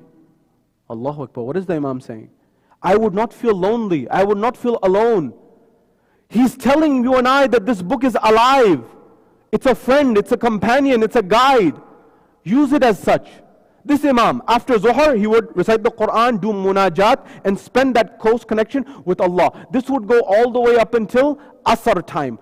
After Asr, he would sit and meet with the ones who were working on the Quran, the Mufassirin of the Quran. That time was dedicated to meet with the scholars who are the Mufassirin of the Quran. They would ask about a verse, he would explain the verse, and he would give the interpretation, the correct interpretation of the verse. This happened from Asr all the way up until Maghrib time. Maghrib time, he would recite Salatul Maghrib, then he would open his fast. He would open his Siyam, he would open his Roza after that. Once he opened his Roza, according to the narrations, then he would do some ibadat up until Isha time.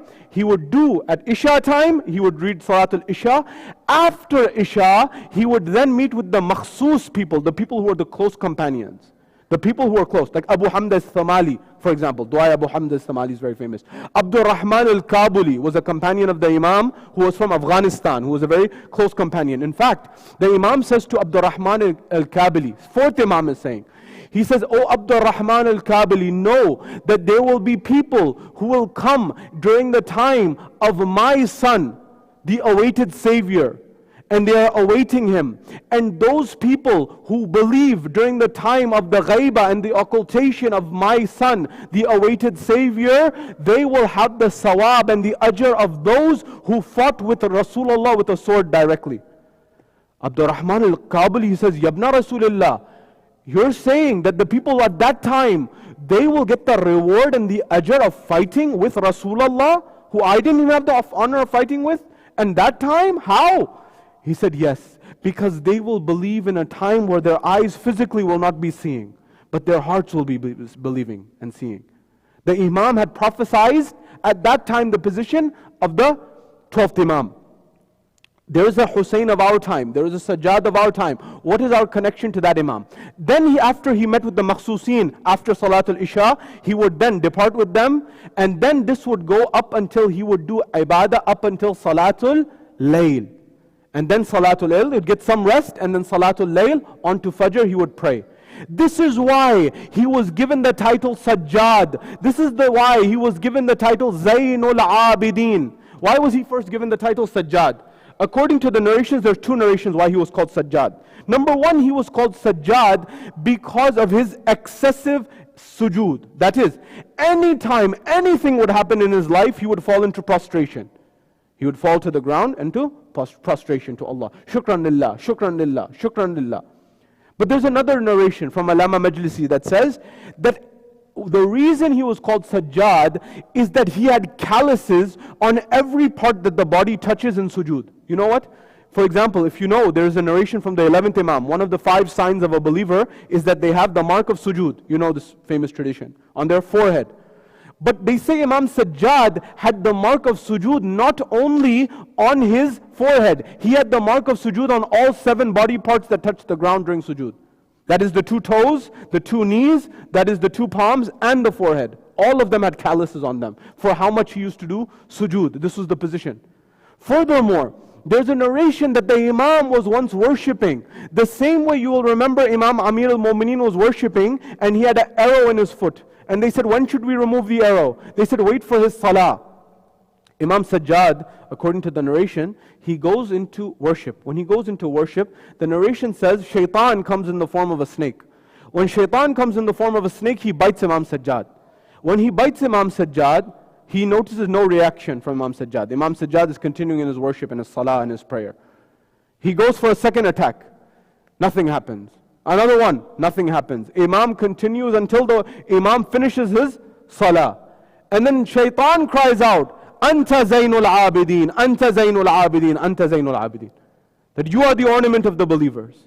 But there's another narration that the ulama say is perhaps even more authentic.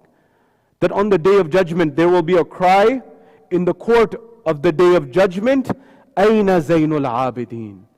Where is the ornament of the believers? And Imam Sajad will come at that point in time. This is the maqam and the position of Imam Sajad that we should never neglect. At the 4th level, what happened after Karbala? This is what I want to come with. Imam Sajad, when he came back from Karbala, the system of majalis that you and I have was established by Sayyida Zainab and Imam Sajad in parallel. What do I mean? When they got back to Medina, after Karbala, when they got back to Medina, they say, Bibi Zainab every day used to do a majlis for ladies, and Imam Sajad would do a majlis or a gathering for the men. And every day this would happen, to the point that Bibi Zainab used to do so many majalis of Sayyid al-Shuhada every single day, that the ruler said she cannot live in Medina anymore. The narration said they would move her out of Medina and she would go from city to city throughout the rest of her life. This is how much the impact of the majlis of Sayyida Zainab had on the environment in Medina at that time. Similarly, Imam Sajad also used to do this. This is how Imam Sajad brought together the factions of the different Shia community and brought them under one roof. It was under the majlis of Imam al-Hussein. A man who was a very well-renowned man, who was part of in the Umayyads' eyes, in the eyes of the Umayyads, he had a prestige position because it was tribalism, as you know. He had a position amongst them, but he had some love of the Ahlul Bayt in his heart. He said, Yabna Rasulillah, I have the wedding of my child, and it would be an honor if you would join, and if you would attend. The Imam at that point in time, he says, look, after Karbala, after Ashura, we don't attend these types of gatherings. He said, Yabna Rasulillah, it would be the biggest honor, the biggest prestige, and the select cream of the crop of Medina are coming. He said, very well, perhaps if you were to have a majlis of my father, perhaps I would attend. He said, very well, Yabna Rasulullah, consider it done. At that point in time, when he said, consider it done, the Imam said, very well. On the day, when the day came, he made all of the arrangements and he had a particular place for the Imam that he had put in position, that this is a particular seat for the Imam to sit. When he had that, he noticed on the day of the wedding, everyone is seated, all the dignitaries are there. He noticed that Imam Sajad is not sitting in the seat that he had designated for the Imam. He went and looked in the audience, in the crowd, he didn't find the Imam. It wasn't until he got outside and he noticed where the shoes are, by the shoes the Imam was there. He said, Yabna Rasulullah, you are the guest of honor, you are the chief dignitary, there's a seat inside for you. Front and center. You're not sitting there, why? He said, yes. This majlis that you've had for my father, this reciter who's been reciting, As soon as he began reciting, before his recitation, this was the wedding of your child. But as soon as he began to recite the musibah and the zikr of my father, this became a majlis of my father. And these are no longer your guests, these are the azadars of my father. And he said their position is lofty. This is how the Imam spread the message of Karbala. In that environment, do you know what happened after Karbala? Those people who now in the modern world begin to defend Yazid and Muawiyah and the likes. Do you know that after 61 Hijrah, that is then Karbala 62, 63, what happened afterwards? The mosque of Rasulullah, Masjid al-Nabi is ransacked. Do you know that Rasulullah's mosque was ransacked? That after Imam Sajad came back, and he made it known to people what happened in Karbala, the people of Medina revolted. When the people in Medina revolted, the news reached Sham. When the news reached Sham, they said that we must crush this rebellion. We must crush this revolution. So they sent an army. Do you know what this army did? They crushed the people of Medina. They killed the people of Medina, but they didn't stop there. They used the Masjid of Rasulullah as a stable to put horses in. Not only that. According to the narration, they committed, and because the children are not, they committed zina there. And at that point in time, 1,000 children were born from that the next year. This is the history of Islam. Further than that, Rasulullah during his life said, a long time will not pass that you will see that dogs are urinating on my mimbar. Rasulullah said in his lifetime. During the event where they pillaged Medina, dogs went on the mimbar of Rasulullah and they began to urinate. How do you defend Yazid? These people who come forward and try to say, it was two princes fighting. Have you read history? Have you read what every Sunni scholar throughout history said about Yazid and how belligerent, how terrible of an individual he was? Nonetheless, after that they didn't stop. But this is what I want to tell about Imam Sajad. Do you know that when women's sanctity was not sacred in Medina, 400 women went to the house of Imam Sajad and they said, Yabna Rasulullah, amnesty, can you give us a safe haven? Imam took 400 of the women and he gave them a safe haven for them to stay in his house, to look after them, to protect them. And they said, we spent a time in that house in peace and harmony that we've never spent anywhere, not even in our own homes. The Imam took after. The second level, Marwan. Marwan is who? Marwan is the one when Imam Hussein alayhi salam was summoned to the governor's palace in Medina in the 28th of Rajab before they left for Karbala. He was summoned. And Marwan says, if Hussein leaves you at this point, you won't be able to get him, behead him. That person. There was a time where he had no safe haven in Medina, in Mecca, anywhere. The government had turned on him. When the government turned on him, do you know who gave him amnesty and aman and who gave him shelter? Imam Sajad. Allahu Akbar.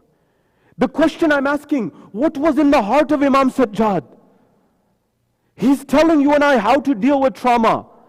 He didn't live a life where he was holding and harboring the bitterness in his heart, although he had every right to.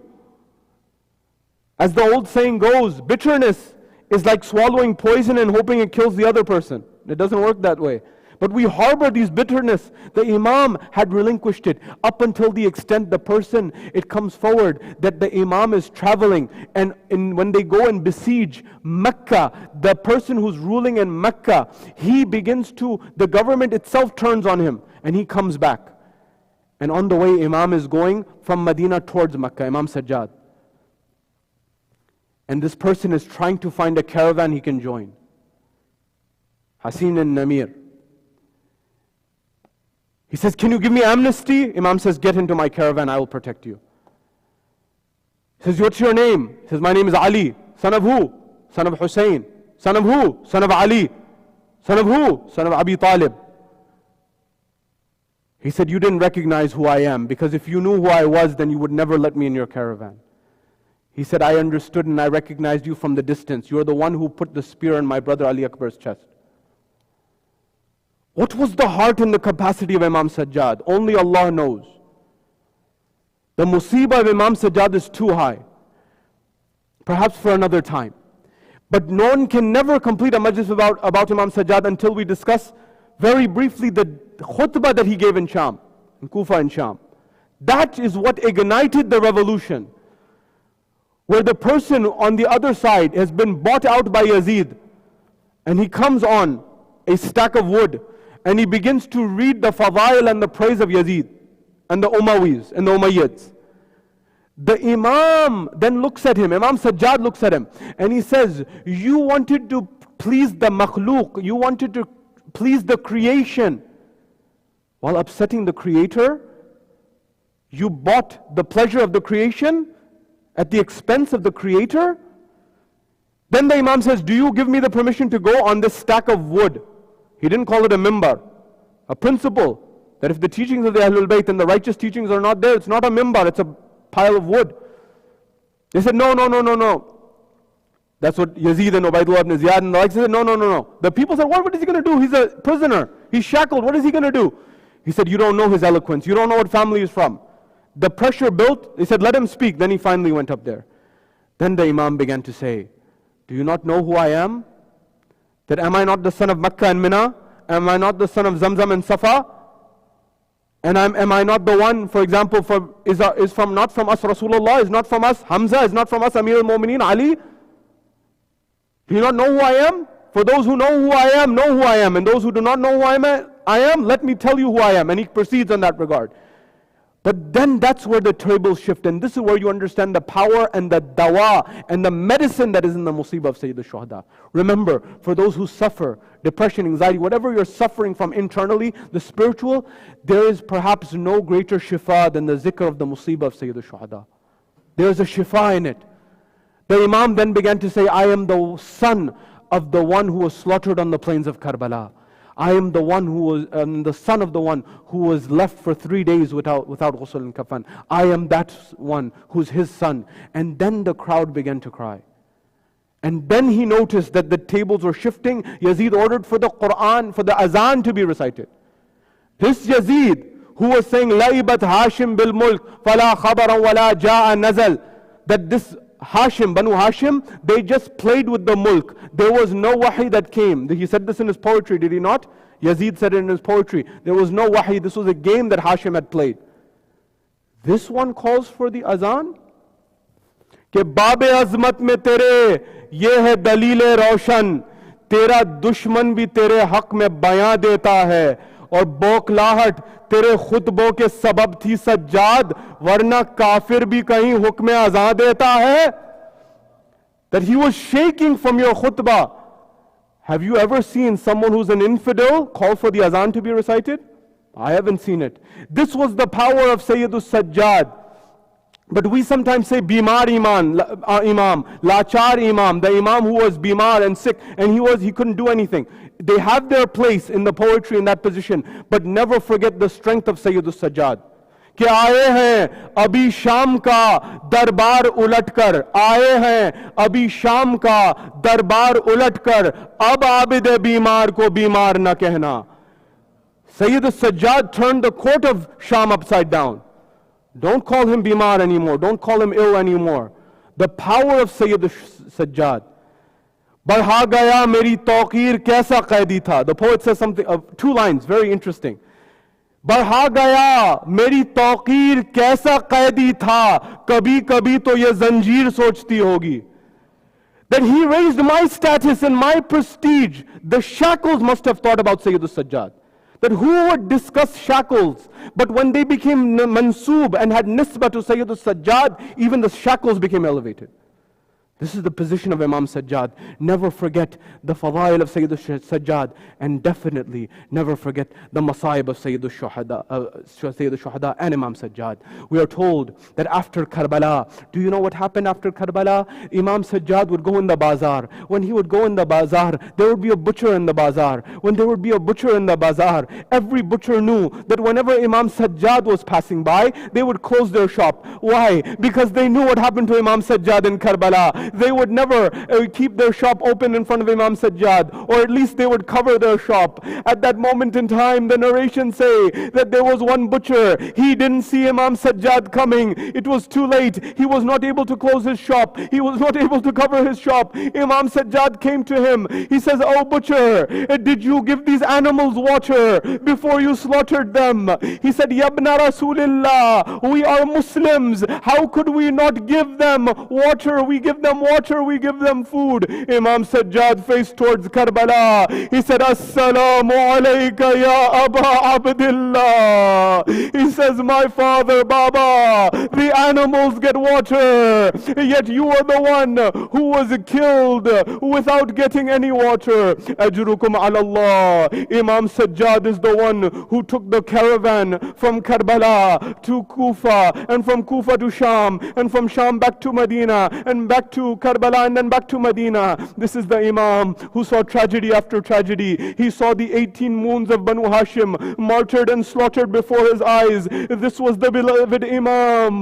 But do you know what happened on the Arba'een? This Imam Sajjad, on the 40th of Sayyid al-Shuhada, he comes on the Arba'een. From the other side, Jabir ibn Abdullah al-Ansari comes. This was the first friend, the first companion that Imam had seen for a long time. When he met Jabir, he said, Jabir, he hugged Jabir. When Jabir hugged him, Jabir had gone blind. When Jabir had gone blind, Imam said, Jabir, take it easy on me. The shackles, the bones, they have meshed with my blood. Take it easy. He said, Yabna Rasulullah, what has happened to you? He said, Jabir, do you know what happened to us on Ashura? He said, Yabna Rasulullah, tell me. Jabir began to hear from Imam Sajjad all the masaib and the musibah that he had seen. Whenever you see a friend, don't you tell them when you lose a loved one. At that moment, he says that do you know that Jabir, they took us from Karbala to Kufa and Kufa to Sham, and I was asking for a chadar, I was asking for a scarf from my mothers, from my aunts. There was no one to help us. Jabir, do you know that I took my 4-year-old sister and I buried her in the dungeons of Sham with my own hands? Jabir, do you know the biggest musibah that happened? He said, Yabna Rasulullah, what happened? He said that on the night after Ashura, on Sham-e Ghariban, do you know that the enemy gave the order to trample over the bodies of the Shuhada? When they gave the order to trample over the bodies of the Shuhada, the tribesmen began to say, you will not trample over this body. He's from our tribe. The people from Yazid's own army said, these are tribesmen. We will not let you kill them and humiliate them. They removed the bodies. Jabir, do you know that only one body remained? It was my father. They trampled over his body, the hooves of the horses.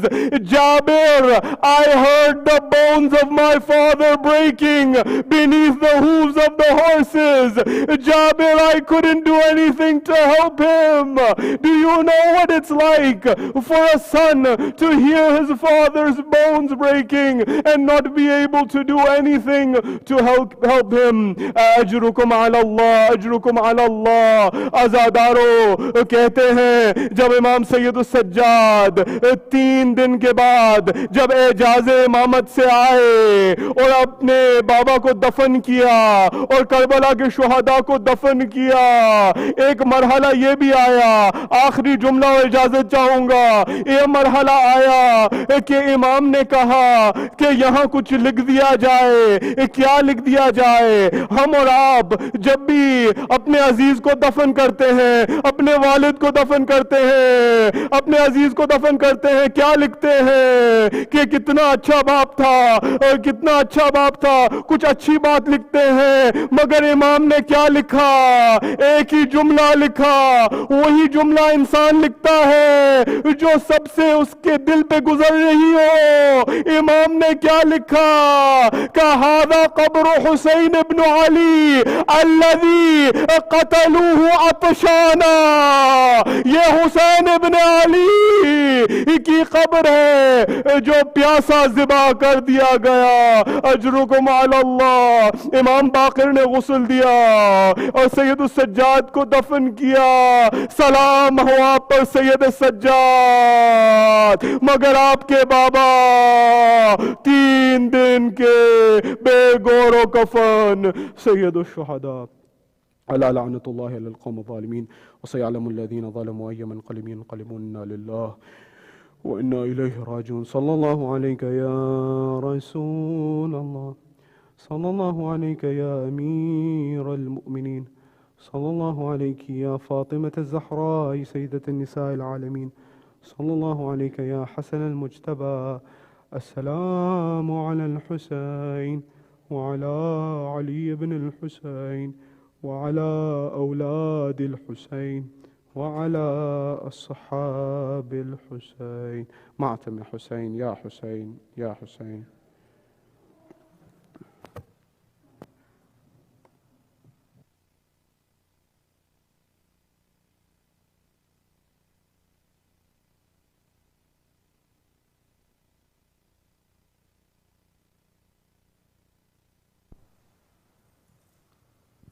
يا حسين حسين يا حسين.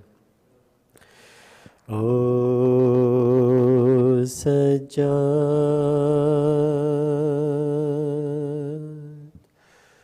O Sajad,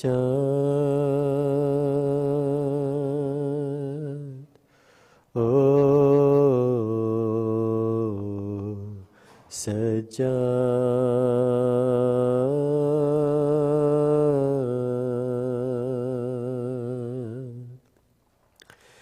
O my Imam Zayn Al-Abidin, O my Imam Zayn Al-Abidin, O Sajad, O my Imam Zayn Al-Abidin, O my Imam Zayn Al-Abidin, O Sajad, you taught us the art of supplication. You showed us the power of prostration to make Islam our life's foundation, and how to ask Allah for salvation. Such is your status, O holy soul. You made Allah's love your only goal. O my Imam, O my Imam Zayn Al-Abidin, O my Imam Zayn. O Sajad, you were imprisoned, your feet were in chains, and on the chains splattered were your blood stains. Inside your heart were the scars of those pains, of what you saw that day on the hot plains. Oh, you are patience personified. You thanked Allah though your hands were tied. O my Imam, O my Imam Zayn Al-Abidin, O my Imam Zayn Al-Abidin, O Sajad, you saw your father's head on that spear, your mother's bareheaded and in fear. Your sister was treated so severe that blood was pouring down from her ear, and yet you were so brave that you spoke, and in that courtyard the world awoke. O my Imam, O my Imam Zayn Al-Abidin, O my Imam Zayn Al-Abidin. O Sajad, with quaking hands how you dug a small grave, a resting place for Sakina to lay. Her shroud was her shirt covered in blood stains, till end of time, that is how she will stay. Until today she's so far from home, the prison is dark and she's alone. O my Imam, O my Imam Zayn Al-Abidin, O my Imam Zayn Al-Abidin. O Sajad, upon your deathbed you cried out and said, remembering Karbala your heart bled. Your 72 loved ones were all dead. Hussein your father now lay beheaded, and then the tents were burned to the ground. Your feet were tied and your hands were bound. O my Imam, O my Imam Zayn Al-Abidin, O my Imam Zayn Al-Abidin. او سجاد وقت سجاد نے کیسے وہ گزارا ہوگا، وقت سجاد نے کیسے وہ گزارا ہوگا، وقت سجاد نے کیسے وہ گزارا ہوگا، نام زینب کا جو غیروں نے پکارا ہوگا، وقت سجاد نے کیسے وہ گزارا ہوگا، وقت سجاد نے کیسے وہ گزارا ہوگا، لو حسین بن علی پیاسے ذبح ہونے لگے، لو حسین بن علی پیاسے ذبح ہونے لگے، کتنا شرمندہ وہ دریا کا کنارہ ہوگا، وقت سجاد نے کیسے وہ گزارا ہوگا، وقت سجاد نے کیسے وہ گزارا، وہ گرا زین سے زینب کی ردا کا ضامن، وہ گرا زین سے زینب کی ردا کا ضامن، کون اب فاطمہ جائی کا سہارا ہوگا، وقت سجاد نے کیسے وہ گزارا ہوگا، وقت سجاد نے کیسے وہ گزارا ہوگا، نوک نیزہ پہ بہانے لگے آنسو مولا، نوک نیزہ پہ بہانے لگے آنسو مولا، پھر سکینہ کو کسی شخص نے مارا ہوگا، وقت سجاد نے کیسے وہ گزارا ہوگا، وقت سجاد نے کیسے وہ گزارا ہوگا۔ رحم اللہ من قرأ سورة مباركة الفاتحة۔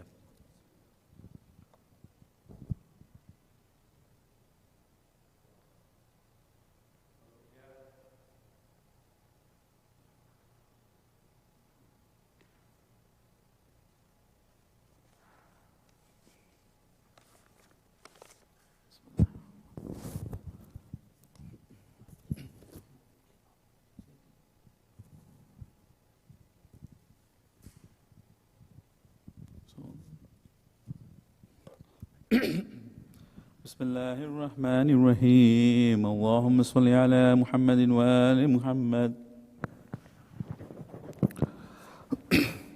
السلام عليك يا وارث آدم صفوة الله، السلام عليك يا وارث نوح النبي الله، السلام عليك يا وارث إبراهيم خليل الله، السلام عليك يا وارث موسى كليم الله، السلام عليك يا وارث عيسى روح الله، السلام عليك يا وارث محمد حبيب الله، السلام عليك يا وارث أمير المؤمنين عليه السلام ولي الله، السلام عليك يا ابن محمد المصطفى، السلام عليك يا ابن علي المرتضى، السلام عليك يا ابن فاطمة الزهراء، السلام عليك يا ابن خديجة الكبرى، السلام عليك يا ثار الله وابن ثاره والوتر الموتور، أشهد أنك قد أقمت الصلاة وآتيت الزكاة وأمرت بالمعروف ونهيت عن المنكر وأطعت الله ورسوله حتى أتاك اليقين. فلعن الله أمة قتلتك ولعن الله أمة ظلمتك ولعن الله أمة سميت بذلك فرزيت به. يا مولاي يا أبا عبد الله، أشهد أنك كنت نورا في الأسلام الشامخة والرحام المطهرة، لم تنجسك الجاهلية بأنجاسها ولم تلبسك المذمد لحمات ثيابها. وأشهد أنك من دعائم الدين وأركان المؤمنين. وأشهد أنك الإمام البر التقي الرزي الزكي الهادي المهدي. وأشهد أن الأئمة من ولدت كلمة التقوى وعلام الهدى والعروة الوثقى والحجة على أهل الدنيا. وأشهد الله وملائكته وأنبياءه ورسله أني بكم مؤمن وبيابكم موقن بشرائع ديني وخواتيم عملي، وقلبي لقلبكم سلم وأمري لأمركم متبع. صلوات الله عليكم وعلى أرواحكم وعلى أجسادكم وعلى أجسامكم وعلى شاهدكم وعلى غائبكم وعلى ظاهركم وعلى باطنكم. السلام عليك يا ابن رسول الله، السلام عليك يا ابن نبي الله، السلام عليك يا ابن أمير المؤمنين، السلام عليك يا ابن الحسين الشهيد، السلام عليك أيها الشهيد، السلام عليك أيها المظلوم وابن المظلوم. لعن الله أمة قتلتك ولعن الله أمة ظلمتك ولعن الله أمة سميت بذلك فرضيت بك. السلام عليك يا أولياء الله وهباء، السلام عليكم يا أسفياء الله ووداء، السلام عليك يا أنصار دين الله، السلام عليكم يا أنصار رسول الله، السلام عليك يا أنصار أمير المؤمنين، السلام عليك يا أنصار فاطمة سيدة نساء العالمين، السلام عليك يا أنصار أبي محمد الحسن بن علي الولي الزكي الناسي، السلام عليك يا أنصار يا أبي عبد الله، بأبي أنتم وأمي طبتم وتابت الأرض التي فيها دفنتم وفزتم فوزا عظيما. فيا ليتني كنت معكم فأفوز معكم. السلام عليك يا أبا الفضل العباس ابن أمير المؤمنين، السلام عليك يا ابن سيد الوسيين، السلام عليك يا ابن أول القوم إسلاما وأقدمه إيمانا وأقومي بدين الله وأحوتم على الإسلام. أشهد لقد نصحت لله ولرسوله ولأخيك الفنيم الأخ المواسي. فلعن الله أمة قتلتك ولعن الله أمة ظلمتك ولعن الله أمة استحلت منك المحارم وانتهكت حرمة الإسلام. فنعم الصابر المجاهد المحامي الناصر والأخ الدافع عن أخي المجيب إلى طاعة ربي الراغب فيما زيده فيه غيره من الثواب الجزيل والثناء الجميل. والحقك الله بدرجتي في آبائك في جنات النعيم. اللهم إني تعرضت لزيارة أوليائك رغبة في ثوابك ورجاء مغفرتك وجزيل إحسانك، فأسألك أن تصلي على محمد وآله الطاهرين وأن تجعل رزقي بهم دارا وعيشي بهم قارا وزيارتي بهم مقبولة وحياتي بهم طيبة وأدرجني إدرج المكارمين واجعلني ممن ينكلم من زيارتي مشاهدي أحبك مفلحا منجها قد استوجر غفران الذنوب وستر العيوب وكشف الكروب إنك أهل التقوى وأهل المغفرة. السلام عليكم يا أهل البيت النبوة جميعا ورحمة الله وبركاته. السلام عليك يا غريب الغرباء وبين المدى السلطان أبو الحسن علي بن موسى الرضا كن شفيعنا وان شفيع والدينا في يوم الجزاء ورحمة الله وبركاته. السلام عليك يا حجة الله يا ابن الحسن يا صاحب الأسر والزمان. السلام عليك يا خليفة الرحمن. السلام عليك يا شريك القرآن. السلام عليك يا كعبة الإيمان. السلام عليك يا إمام الإنس والجان. أجر الله ما وعدك من النفس وظهور الأمر ورحمة الله وبركاته. اللهم صل على محمد.